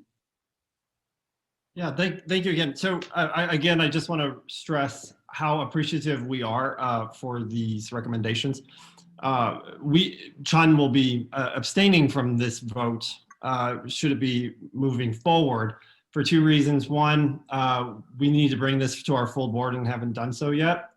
And two, we have already engaged our legal counsel to take a good look at the ordinance as well as these recommendations, and would love her guidance and perspectives before we weigh in more formally. And so, and those recommendations and those concerns, should they exist, we may share with the city as well as this collective as well, for the purposes of our ongoing deliberations pertaining to the city ordinance. Because we too, to echo some of the concerns that have been shared around, form development, procedural matters, et cetera, might actually be barriers and further complicate our efforts to be more fair, just, and equitable. So again, it's not coming from a place of disagreement. We just need to do some more thoughtful deliberation before we formally weigh in. So again, thank you to all who have put this together. All right, I think Trupti and then Kathleen. Hey, thanks, guys. Yeah, I think a lot of the same things everybody's concerned about that we've kind of been talking about over the last, I guess, almost a year. I mean, some of that stuff is still holding true. I did, I had a question regarding, to Judy Montclair. So I see that you guys, you have to be a paid member. And I know there are some that do that, others that don't. And, I think we were trying not to do that. What the membership does, you don't have to be a paid member to vote or to come to the general meeting, or we represent the neighborhood. We do collect member dues in order to fund the events. It's really an event funding, and our newsletter that goes out to everyone, all 3,000 households in the neighborhood, regardless of membership status, get the newsletter. So the membership, it's just a way of funding the organization. It doesn't restrict participation. And thanks for that clarification. From my side on Sunnyside United Neighbors, a couple of years ago, I mean, our bylaws actually indicated that you're a member if you're a paying member, and we actually are changing that to say no. Paying member means you're supporting us for things, but everyone in the neighborhood. And I think this is important because there could be other RNOs that do only represent paid members in a sense, like Inc. does, right? So, I don't know. We haven't talked about that. And when we talk about the lack of representation, and Michael, you said, with Inc., the trouble is we only represent RNOs that are paid members. Well, I've listened to city council where they themselves, in fact, my council person said RNOs are not representative. Okay, I mean, because of the people who participate and things like, who charges to kind of get a vote. So I don't think the city or city council thinks RNOs are all that representative either. So I think that's the challenge for us. And that is probably something we're somewhat trying to solve for, maybe not solve for. And then the other thing, Travis, to your point, I think that's great. You guys are doing that. We would love to hear what comes out of that with the legal counsel and such. And this thing going to city council is not going to get adopted right away, considering Paul Cashman's work is still getting done. So I think there's still time for individual RNOs to do more research and to provide additional feedback. I think all of it will be looked at in conjunction. This is just, work we did, in the last year for what we thought we could do to the ordinance itself. Thank you. All right, Kathleen, go ahead. Hello, can you hear me? Yes. First of all, thank you to the committee and all that have worked so hard on all that is being presented today and the last year, et cetera. It's mind-boggling. And as someone has already said, the size of your group, I think, greatly determines how many of these, quote, suggestions, requirements may be possible. It's going to take a lot of time, I think, for some organizations to ramp up to this. it could have the possibility, from hearing how you're talking about them, disenfranchise some people from maybe wanting to try to be an RNO and give input to the neighborhood. It's okay to be small. It doesn't sound like it from some of the conversation I'm hearing today. The large organizations already do have a lot of input and say in the city, and the small ones trying to go up against them don't get very far. So I just encourage you to think about that. Michael, you said that organizations do not have to change what they're doing, but the way the 4 sheets of suggestions and requirements, your recommendations, make it seem that those are not suggestions. These are things that the RNOs will have to do. And so that's one of my questions is, going forward, what will be the requirements? Based on your recommendations, what will the city require the RNOs to do? How much will be changed, which is not bad. But I think it needs to be made clear which are suggestions, which are things that people should aim for, and which will be the requirements going forward. My concern also, or our concern, is what strings will be attached with the dollars that the city is going to be giving and the training to the RNOs, as suggested in your written statements. Workshops should be committed for the RNOs by appropriate city agencies or departments to show us how to accurately establish our demographics. Will these be city-run groups, or will they still be neighborhood-led organizations? I think the wording can lead in one direction or another, and I encourage the wording to be encouraging of RNOs and help being provided, but it seems almost like it's a directive. So I encourage maybe some softening of that wording. And the requirement, it seems, that by the city librarian, being a park person as I am, and we are, outdoor bulletin boards with stands should be constructed so they can be placed in city parks and others for dissemination of the efforts of the RNO. This day and age, we all know what happens to anything placed on any sidewalk or in any format, and putting a requirement that you have to put signboards in our public parks is very scary to me. So those are some concerns. I think the form, and Travis spoke, I think, about this very well. Some of the things on here, I think, could be removed and put in another format. It's a bit overwhelming. And so thanks again for listening. I'm concerned about whether these are going to be city groups with city dollars or continue to be neighborhood-led groups with our own bylaws and ways of reaching out to the city and being listened. Michael or Margie, do you want to respond to that? We did Well, not. if I could, may I comment to Kathleen? Absolutely. Go ahead, Michael, and then Margie. Okay, go ahead, Michael, and then I'll go follow up. Well, Kathleen, I just want to emphasize that all of your questions are valid, but they need to be addressed during the next stage of the process with the City Council Committee. They're getting started. And as Margie has said, we need INC and other RNOs, all RNOs, to be at the table.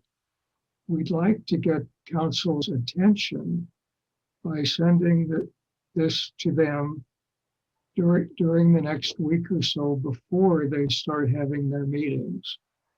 There ought to be plenty of opportunity to have all the details and the forms hashed out then. And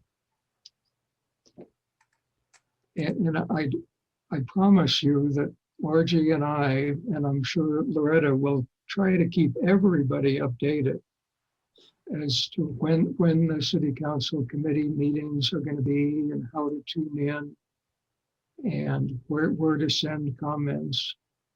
But we just don't want to be on the sidelines while things keep moving along in the city.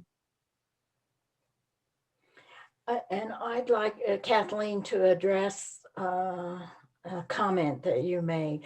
I was the president of a small RNO, and we negotiated liquor licenses on Broadway and Lincoln with major nightclubs.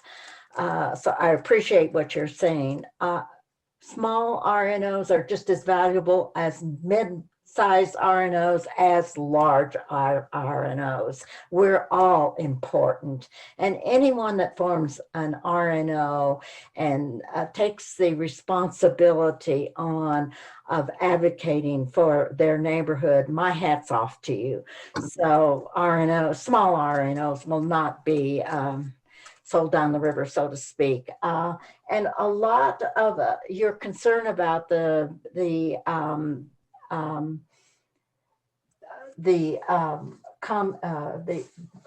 signs in parks, that was a suggestion from one of our committee members. Nothing in there is cast in stone. What we're trying to do is figure out a way where the general membership will have more notice, and they can do it in libraries. There's all sorts of places.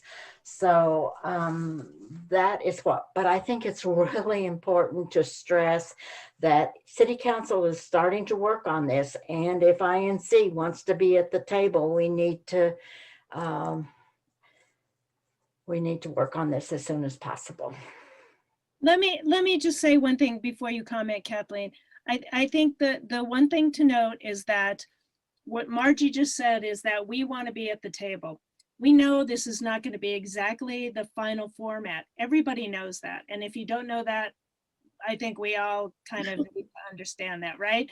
Right. It's not going to be, but we want to get something out, as Margie said, to City Council so we can start a discussion, so we can really have this discussion. So it goes out to everybody. So it goes out to every City Council member so they know we're working on it. They know we want to do something on it. Now, there is time to get more things into it, clearly, because if it's not the final draft, there will be time for that, right? So I think that's something that we all need to think about, is that, you know, this is the basis for it, you know, and looking at it that way. Kathleen, go ahead. I think the concern for me comes in the wording of some of your statements, because I know you're trying to get a lot of ideas that you're going to get to City Council. But the way it can be worded, whether it says should, shall, may, we encourage, etc., can be looking at it as it's in stone or it's a suggestion. And you have the last whole paragraph as an example where it says outdoor bulletin boards should be constructed. Well, that may be a suggestion from one person, but by having this in this document of 4 pages that you're sending to the INC, it makes it sound like everyone in INC thinks this is a really great idea. So yet you're saying, well, there's many ways to put out the information. Well, it makes it seem like this was a very big point with your committee of ways that this, you know, we should be promoting ourselves. So I think there's a fine line between saying, here's a broad swath of what we can include, and this must be. So having one whole paragraph designated as this is what we're going to do with this information in this part, in these parks. Do you understand what I'm saying? Well, yeah. I don't know if you're trying to put a motion on the floor or what you're trying to do. No, I'm trying to say, well, I have a motion, but I'm trying to say, oh, and I'm not putting a motion, but I'm sorry. I thought you said emotion. No, I'm just saying, I think the way some of it is worded makes it look like that is a very key big thing and you all agreed to it. And what we're saying is we should be putting out to people what we are doing. The way it's worded makes it seem like that's the only way it's going to happen. No, that is not the only way. But by having a whole paragraph on that designated to that one person's statement, that makes it seem that way. We all agreed with it, Lee. Okay. Trupti, did you want to respond quickly too? And then we'll go Oh, yeah, back. so Kathleen, that's interesting. We, at least in our RNO, and I've heard this from people, like people who were board members 20 years ago in our RNO. Right. But, they're trying to push for potentially having the city put up a kiosk in central places like your community park that we can use to put postings. And again, as a way of notification, as a way of engagement. But yeah, to your point, if it sounds like something we must do, number one, it's illegal to go post things on trees and poles and stuff or anything. So we really can't even do that. So I think how the city can help us to do the things legally would be helpful. And to me, something like posting in a city park would take more than just our willingness to do that. We've said enough on this. Okay. Travis, did you have something else you wanted to say? And then I think I'm gonna ask whether we have a motion. Yes, I was going to echo what Kathleen said and suggest that maybe we can be respectful of the great folks who put this together and move the vote along, but suggest maybe that we do an electronic vote so that folks can maybe weigh in the next week and other groups. Let me ask you this. So we have a motion that we actually have. It doesn't have that amendment that's been approved, but we do have a motion electronic that for Zoom, you have to put that out ahead of time and you can't really alter it in the middle of Zoom. Sorry about that. So we have the motion and it would be included with that amendment. I don't have a motion on the floor to approve that yet, but are you proposing another motion? And I'm just asking you. I don't know if that's a motion. In the interest of time, yes, sure. I move that we forward these recommendations along to the full group for a formal vote, but with a vote that is, sorry for the clunky motion, that is conducted electronically and ends next Friday. But the language won't change. But Basically, no you're just changes saying, to the language. I just want us to Okay. be able to move the great work that has been done, even though we may have our respective positions. Let's just move this along. Okay, so there's a motion to have it go electronically out to, and it would only go out to the people who are present at this meeting today, because that's, who we have, because we had it for a vote today. So we have a motion on the floor for it to be electronic and that it would close next Friday. Let me put this out there.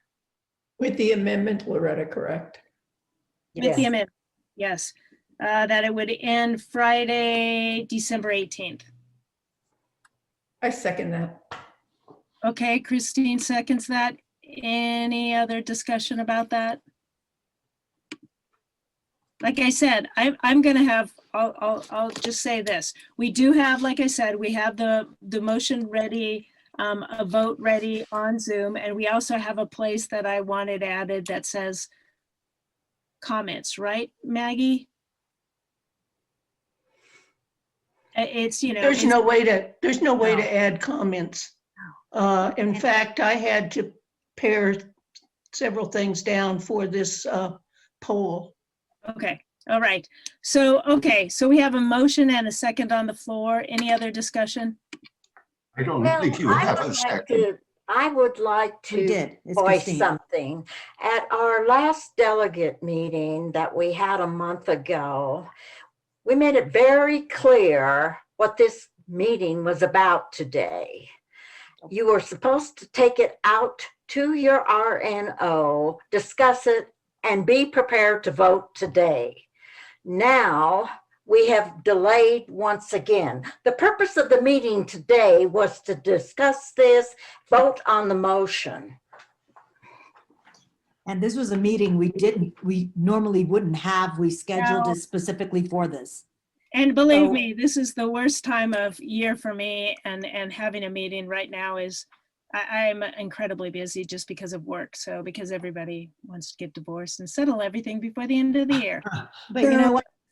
Very The difficult. motion is put on the floor. So we have a motion. We have a motion on the floor. You have a motion. Let me. And it's been seconded. It Oh, has. sorry, go ahead. Call the motion.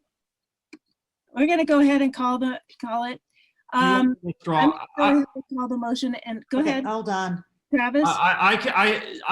I understand the perspectives that were just expressed, and so in the interest of expediency, I will withdraw our motion, and we'll still abstain as an organization.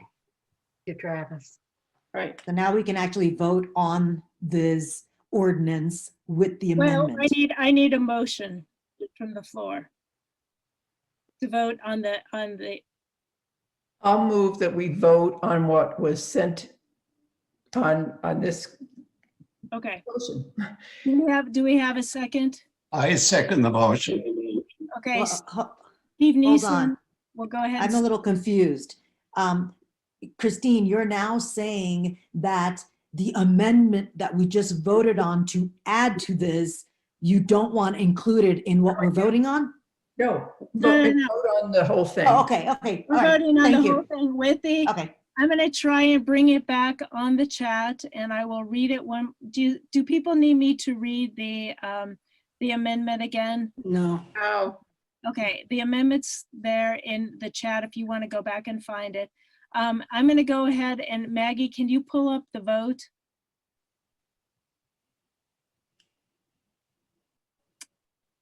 All right. So those of you who are delegates, okay, go ahead and vote. I need yeses, nos. You get your opportunity to vote today.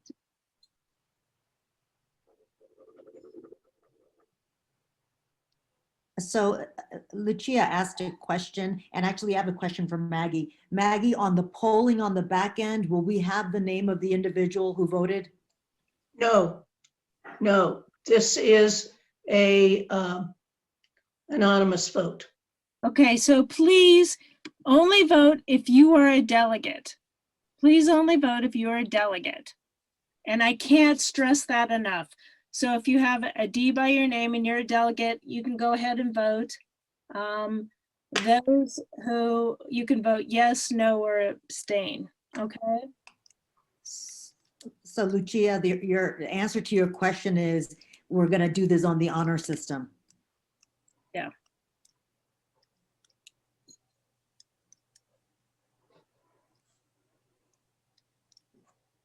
All right, I'll give you, we have, I don't know how much time they allow. Does anybody need more time to vote? And right now I don't see all of the votes because, well, I don't know how many delegates did we have here, Trupti? So let's get that number. Well, it was 49, but then there were a few people who didn't have a D, and then there were other people who had a D that I can't verify. So I'm going to go with the 49 with the Ds, if that's, makes sense. And we had We can count again. We can count again right now. Right, we had 55 people to begin with. We are now down to 52. Okay. And so make sure if you haven't voted, please vote. Right now I have 40 votes. And I can't vote as a chair. I don't get that option as a host.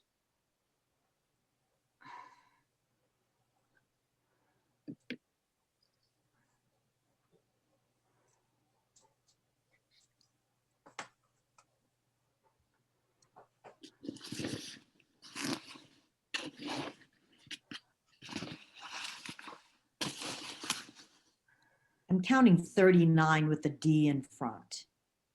But then Jeannie Granville doesn't have a D, that's 40. Marlene, 41, Sally, 42. I'm looking at 42 delegates right now. Okay, and I think we have 40 votes so far. And again, like I said, I can't vote because I'm a host.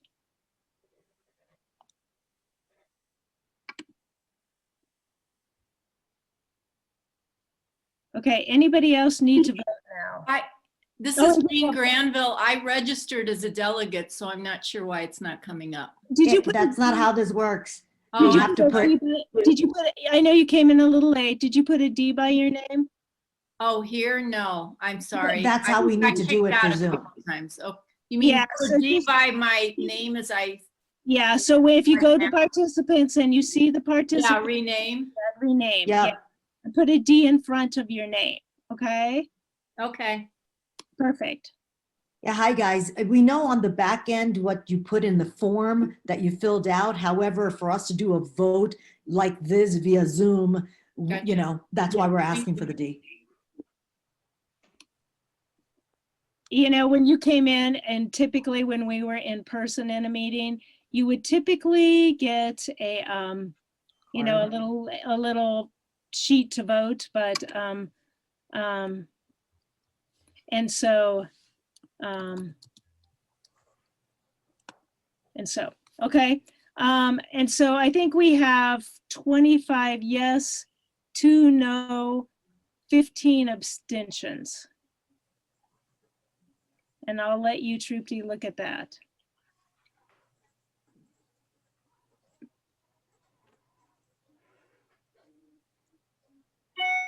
And just to let you know, while we're doing the count right now, I want to make sure that everybody knows, again, like I said at the beginning of the meeting, if you weren't present at that time, that Paul Cashman wanted to come present today. We thought that was a little premature, but because he will come present to the R&O committee, and hopefully we'll get a date and time, you know, maybe after the holidays, to go ahead and schedule that with him. And then again, he may come and present to the executive committee. We might just forego that and have him just come to the delegate meeting. I think it's going to be, like I said, and I think what Margie and Michael had also said is this will be an ongoing discussion of, you know, how to update the R&O ordinance. Now, Michael, Margie, you might know, I know, you know, due to COVID, the city doesn't have extra funding. We want the city to provide more services for R&Os. We clearly would like that. And I think Paul Cashman would like that also, but I don't know that that's something right now that, you know, is in the works. We understand that, Loretta. Yeah, This is a bad time for anything right now. It is a bad time. Can I, What was the vote again? 25 yes. No, 24. 25 yes, 2 no, and 15 abstentions. Is it 25 or 24? 25. Okay, thank you very much. How many abstentions were noted? 15. Thank you. Can I end this polling now? Yes, I think so. That sounds good. Are you good? Okay. Yep. Yes. Okay, great. So it looks like it carries. And I think we need to note the abstentions, and I think we clearly hear those from, and I think the committee clearly hears those, that there are some things that need to be tweaked. And I think, like I said, it seems like this will be an ongoing process and a negotiation with council about, you know, how to update the R&O ordinance, correct? So I really want to again thank the committee. And I see a hand raised, but I can't tell who it is because the poll is in the way. There we go, Trupti. Yes, so I've got a question. You know, so we have got these 15 abstentions. We're talking about kind of continuing to collect this information. How do we want to do this? Do we want to collect this via a survey to everyone who's on the meeting today? I'm just wondering, you know, how do we kind of get everybody, you know, at least all the comments, especially from the abstentions, considered when we are actually sitting at the table? And I see Wendy also said that, you know, they were abstaining because their board didn't meet and they didn't have time. You know, so I think if you have comments, I think maybe we will do a survey. Don't you think that would be, I think that would be a good suggestion, so that we can get feedback. But I know some people still need to present it to their board, still need to present it to the to their RNOs, and we can come back there. But I think if we can get out a survey fairly soon, then we can get, and it'll probably be a very general survey, just because we want to get feedback. And then that survey results would go to the RNO committee, just so that they know what their comments may be. Does that work for people? Does that work for Michael and Margie? Does that work for you? No, well, a survey is a survey, and well, I guess maybe we need to. Well, this is where, Loretta, this is where I'm coming from. You have 15 abstentions, so we need to address the 15 abstentions. So, and Travis has suggested a date of December 18th. So I think that's important to keep that December 18th deadline in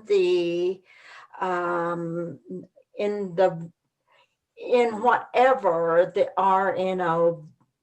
RNOs today that have abstained, whether they support or continue to abstain or oppose, and offer their comments. But they have had the 3 documents and they've been posted. So when you do a survey, what are you going to do a survey of? You either support the 3 documents or you don't, or you want to offer comments.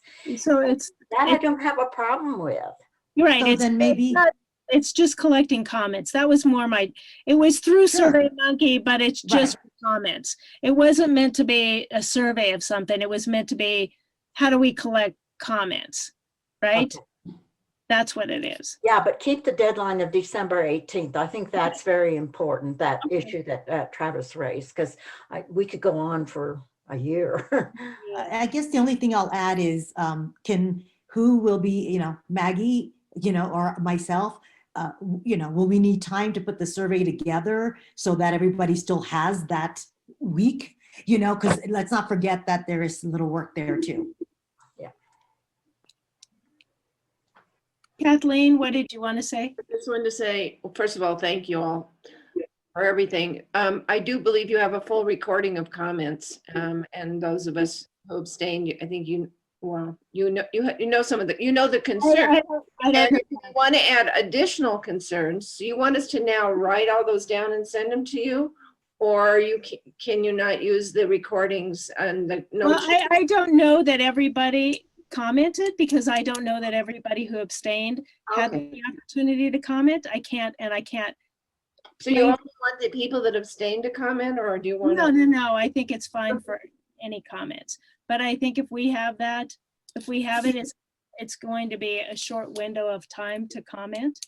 And then how long will it take to get a SurveyMonkey up? And we could do it quickly. I guess we need to figure out what we're asking. Is it simply, what are your objections? Yep. Is it just objections? No. Changes? No, it's just, do you have a comment on this? And just general. I think we'll just put it general. Okay. And people can comment. That's pretty easy. We can get that out quickly. Okay. So in other words, if we said something here or wrote something here, it will not be collected unless we restate and rewrite. And you got to understand that somebody would have to listen to 3 hours of this to collect verbal comment and then go through many pages of these comments to kind of pick them out. So if we're going to be targeted about what we want, this would be the best and easiest way. Yeah. Okay. So look for that in your box, and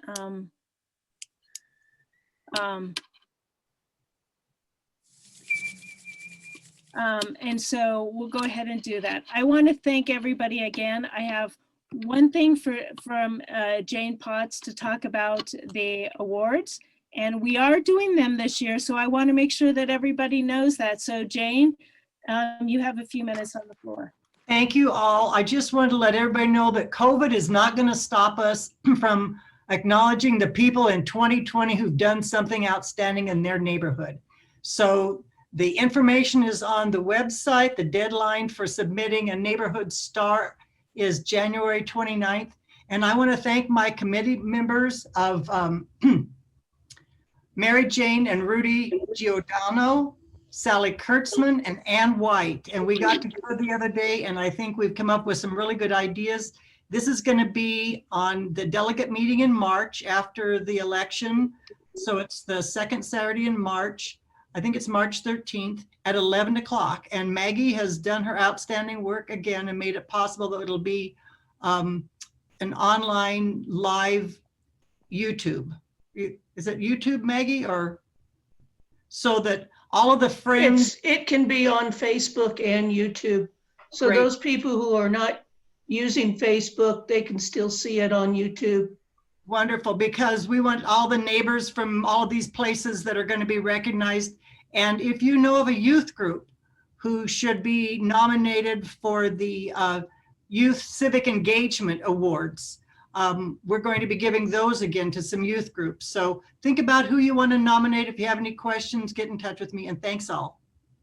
And I want to thank Jane again for her work on this and the committee on this, because I think, you know, in the time of COVID, it's hard, but I think it's amazing that we're going to get some funding. And we've also had one city council person who's donating some extra funds so that we can actually have 2 youth, right? 2 youth awards. 4. Oh, yes. So, I mean, we're excited for this, and I think this is really awesome. So please nominate. I think it's going to be great. Trupti? Yeah, how are we, so besides telling us, Jane, on here to the delegates, is this going to be added to as a Facebook post or go out in a newsletter post? The reason I say that is if we put things on our Facebook, at least for the groups that have a social media presence, it's very easy to then just tag that and repost it versus creating something and then using our own words. So certainly it can be on Facebook, and it was included in the last emailing that we put out. Okay, is that the one with the youth groups? I'd have to review, but I think what we did do is show that we were going to have our meeting again. Okay. So that the people needed to make nominations, and it gave information on how to do that.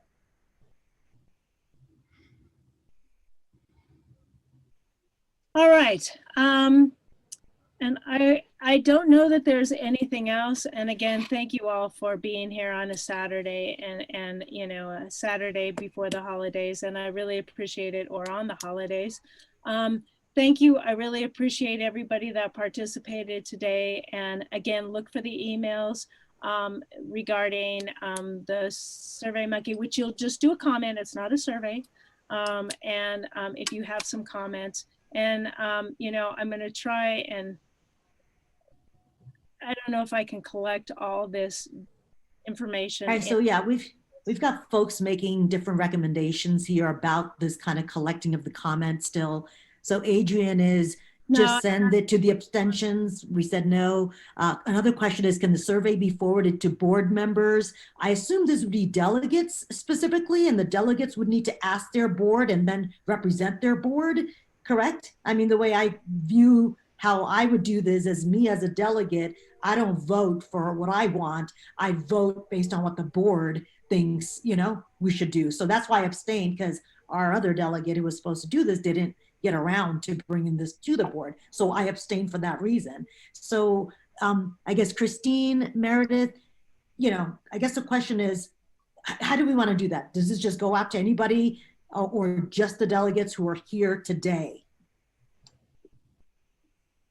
We've done it in many different ways. The beauty of Zoom is it does tell us who has come and who has remained through here.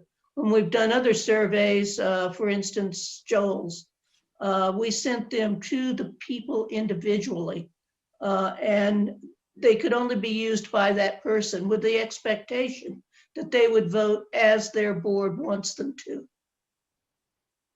Okay, so is the answer, Maggie, for this particular one, because that sounds like people are asking, that this survey is only going to go to the folks on this call today? I believe that's what we agreed on. Right, and I do too. No, and I'm going to stop this because this is the same thing that would happen if you were in person at a meeting. You would be the ones who voted. So that's what we're holding it to right now, because it was, we put it out last month that it would be, we would be voting on this. So if you wanted to participate, you would be here today. So if you were in an in-person meeting, you would be handed a vote, you would be given that vote. So that's what we're going to keep complying with, okay? Yep. I don't want to expand it beyond what could be, that could affect the vote. Right. Well, not just that, it would be more questions that they never heard the answers in discussion. I think that's the challenge. Right. All right. Okay, thank you for the clarification. Just a quick add-on. I was coming from the place of forwarding the survey that we've already made the vote.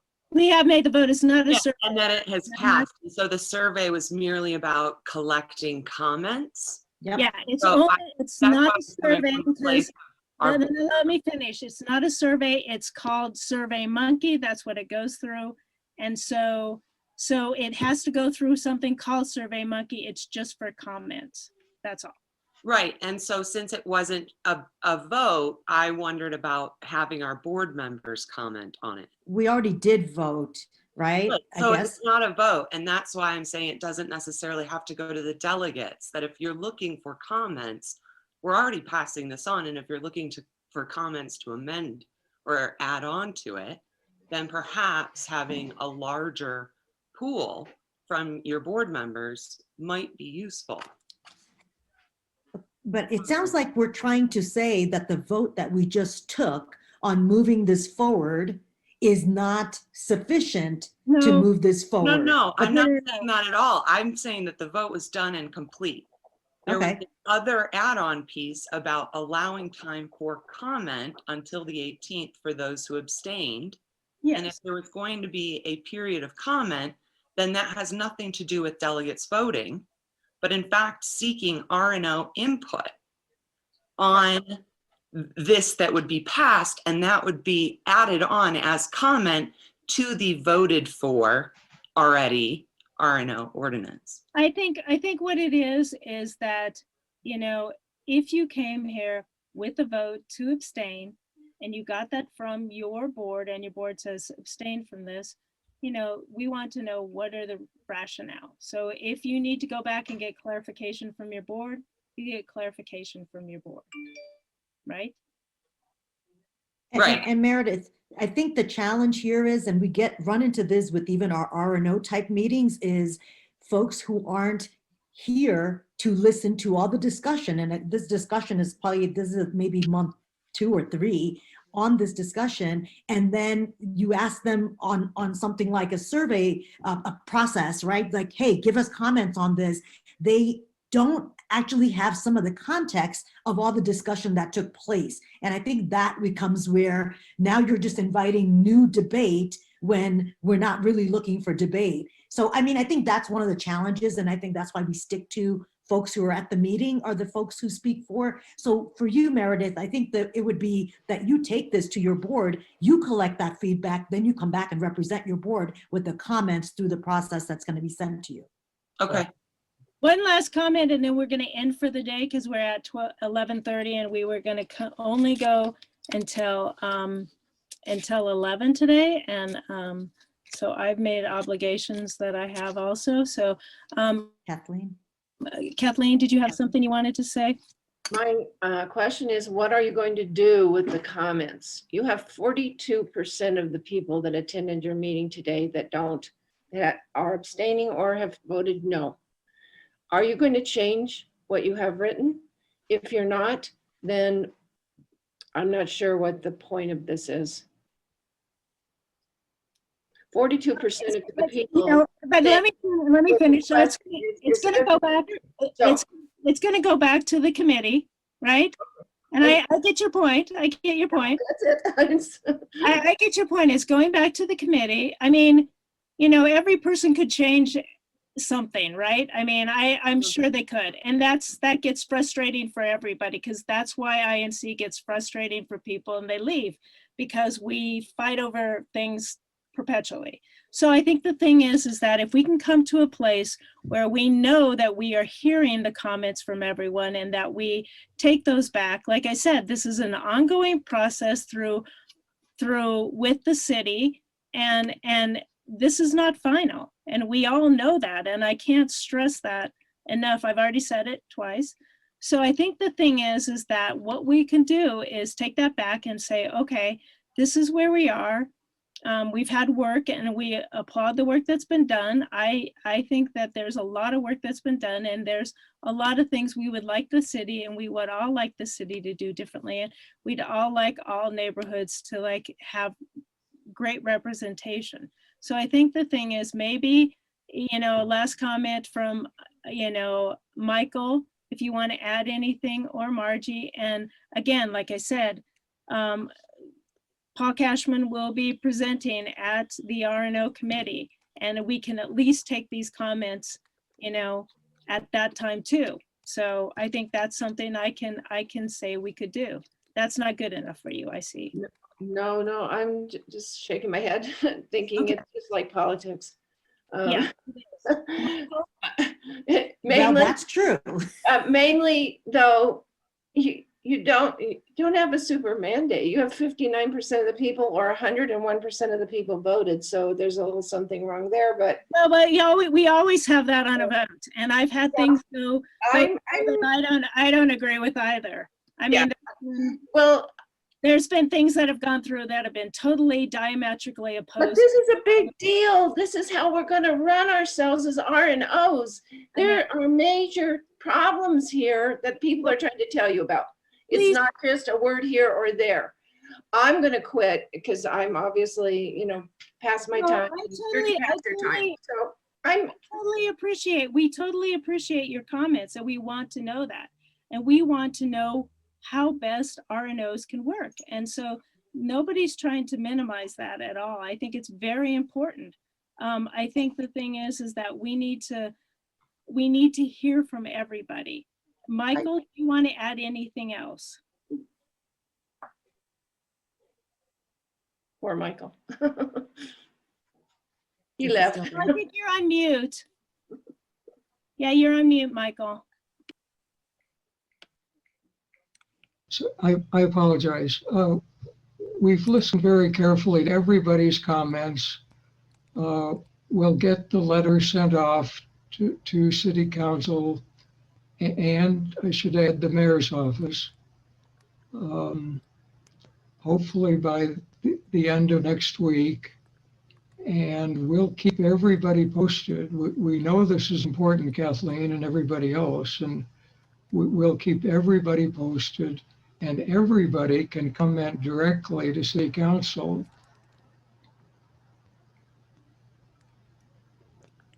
And nothing is cast in stone. These were recommendations. Recommendations can always be massaged.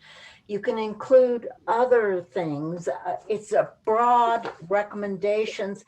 It was meant to be broad so we could include other comments from the RNOs. This is an inclusive position, not exclusive. I've been taking very careful notes of everything that was said here today, and some of you made excellent, all of you made excellent recommendations. We're listening. This is not like these documents cannot be changed or altered. We're open to recommendations. So with that, I'd like to thank the committee for all the work they've done in the past year. I appreciate it very much. I know Michael does too. Okay. Right. Can I have a motion to adjourn? Motion to adjourn. All right, do we have a second? Second. All right, thank you very much. Thanks all of you, and happy holidays. Stay safe and COVID free. Thank you. Thanks, bye. Yeah. Thank you.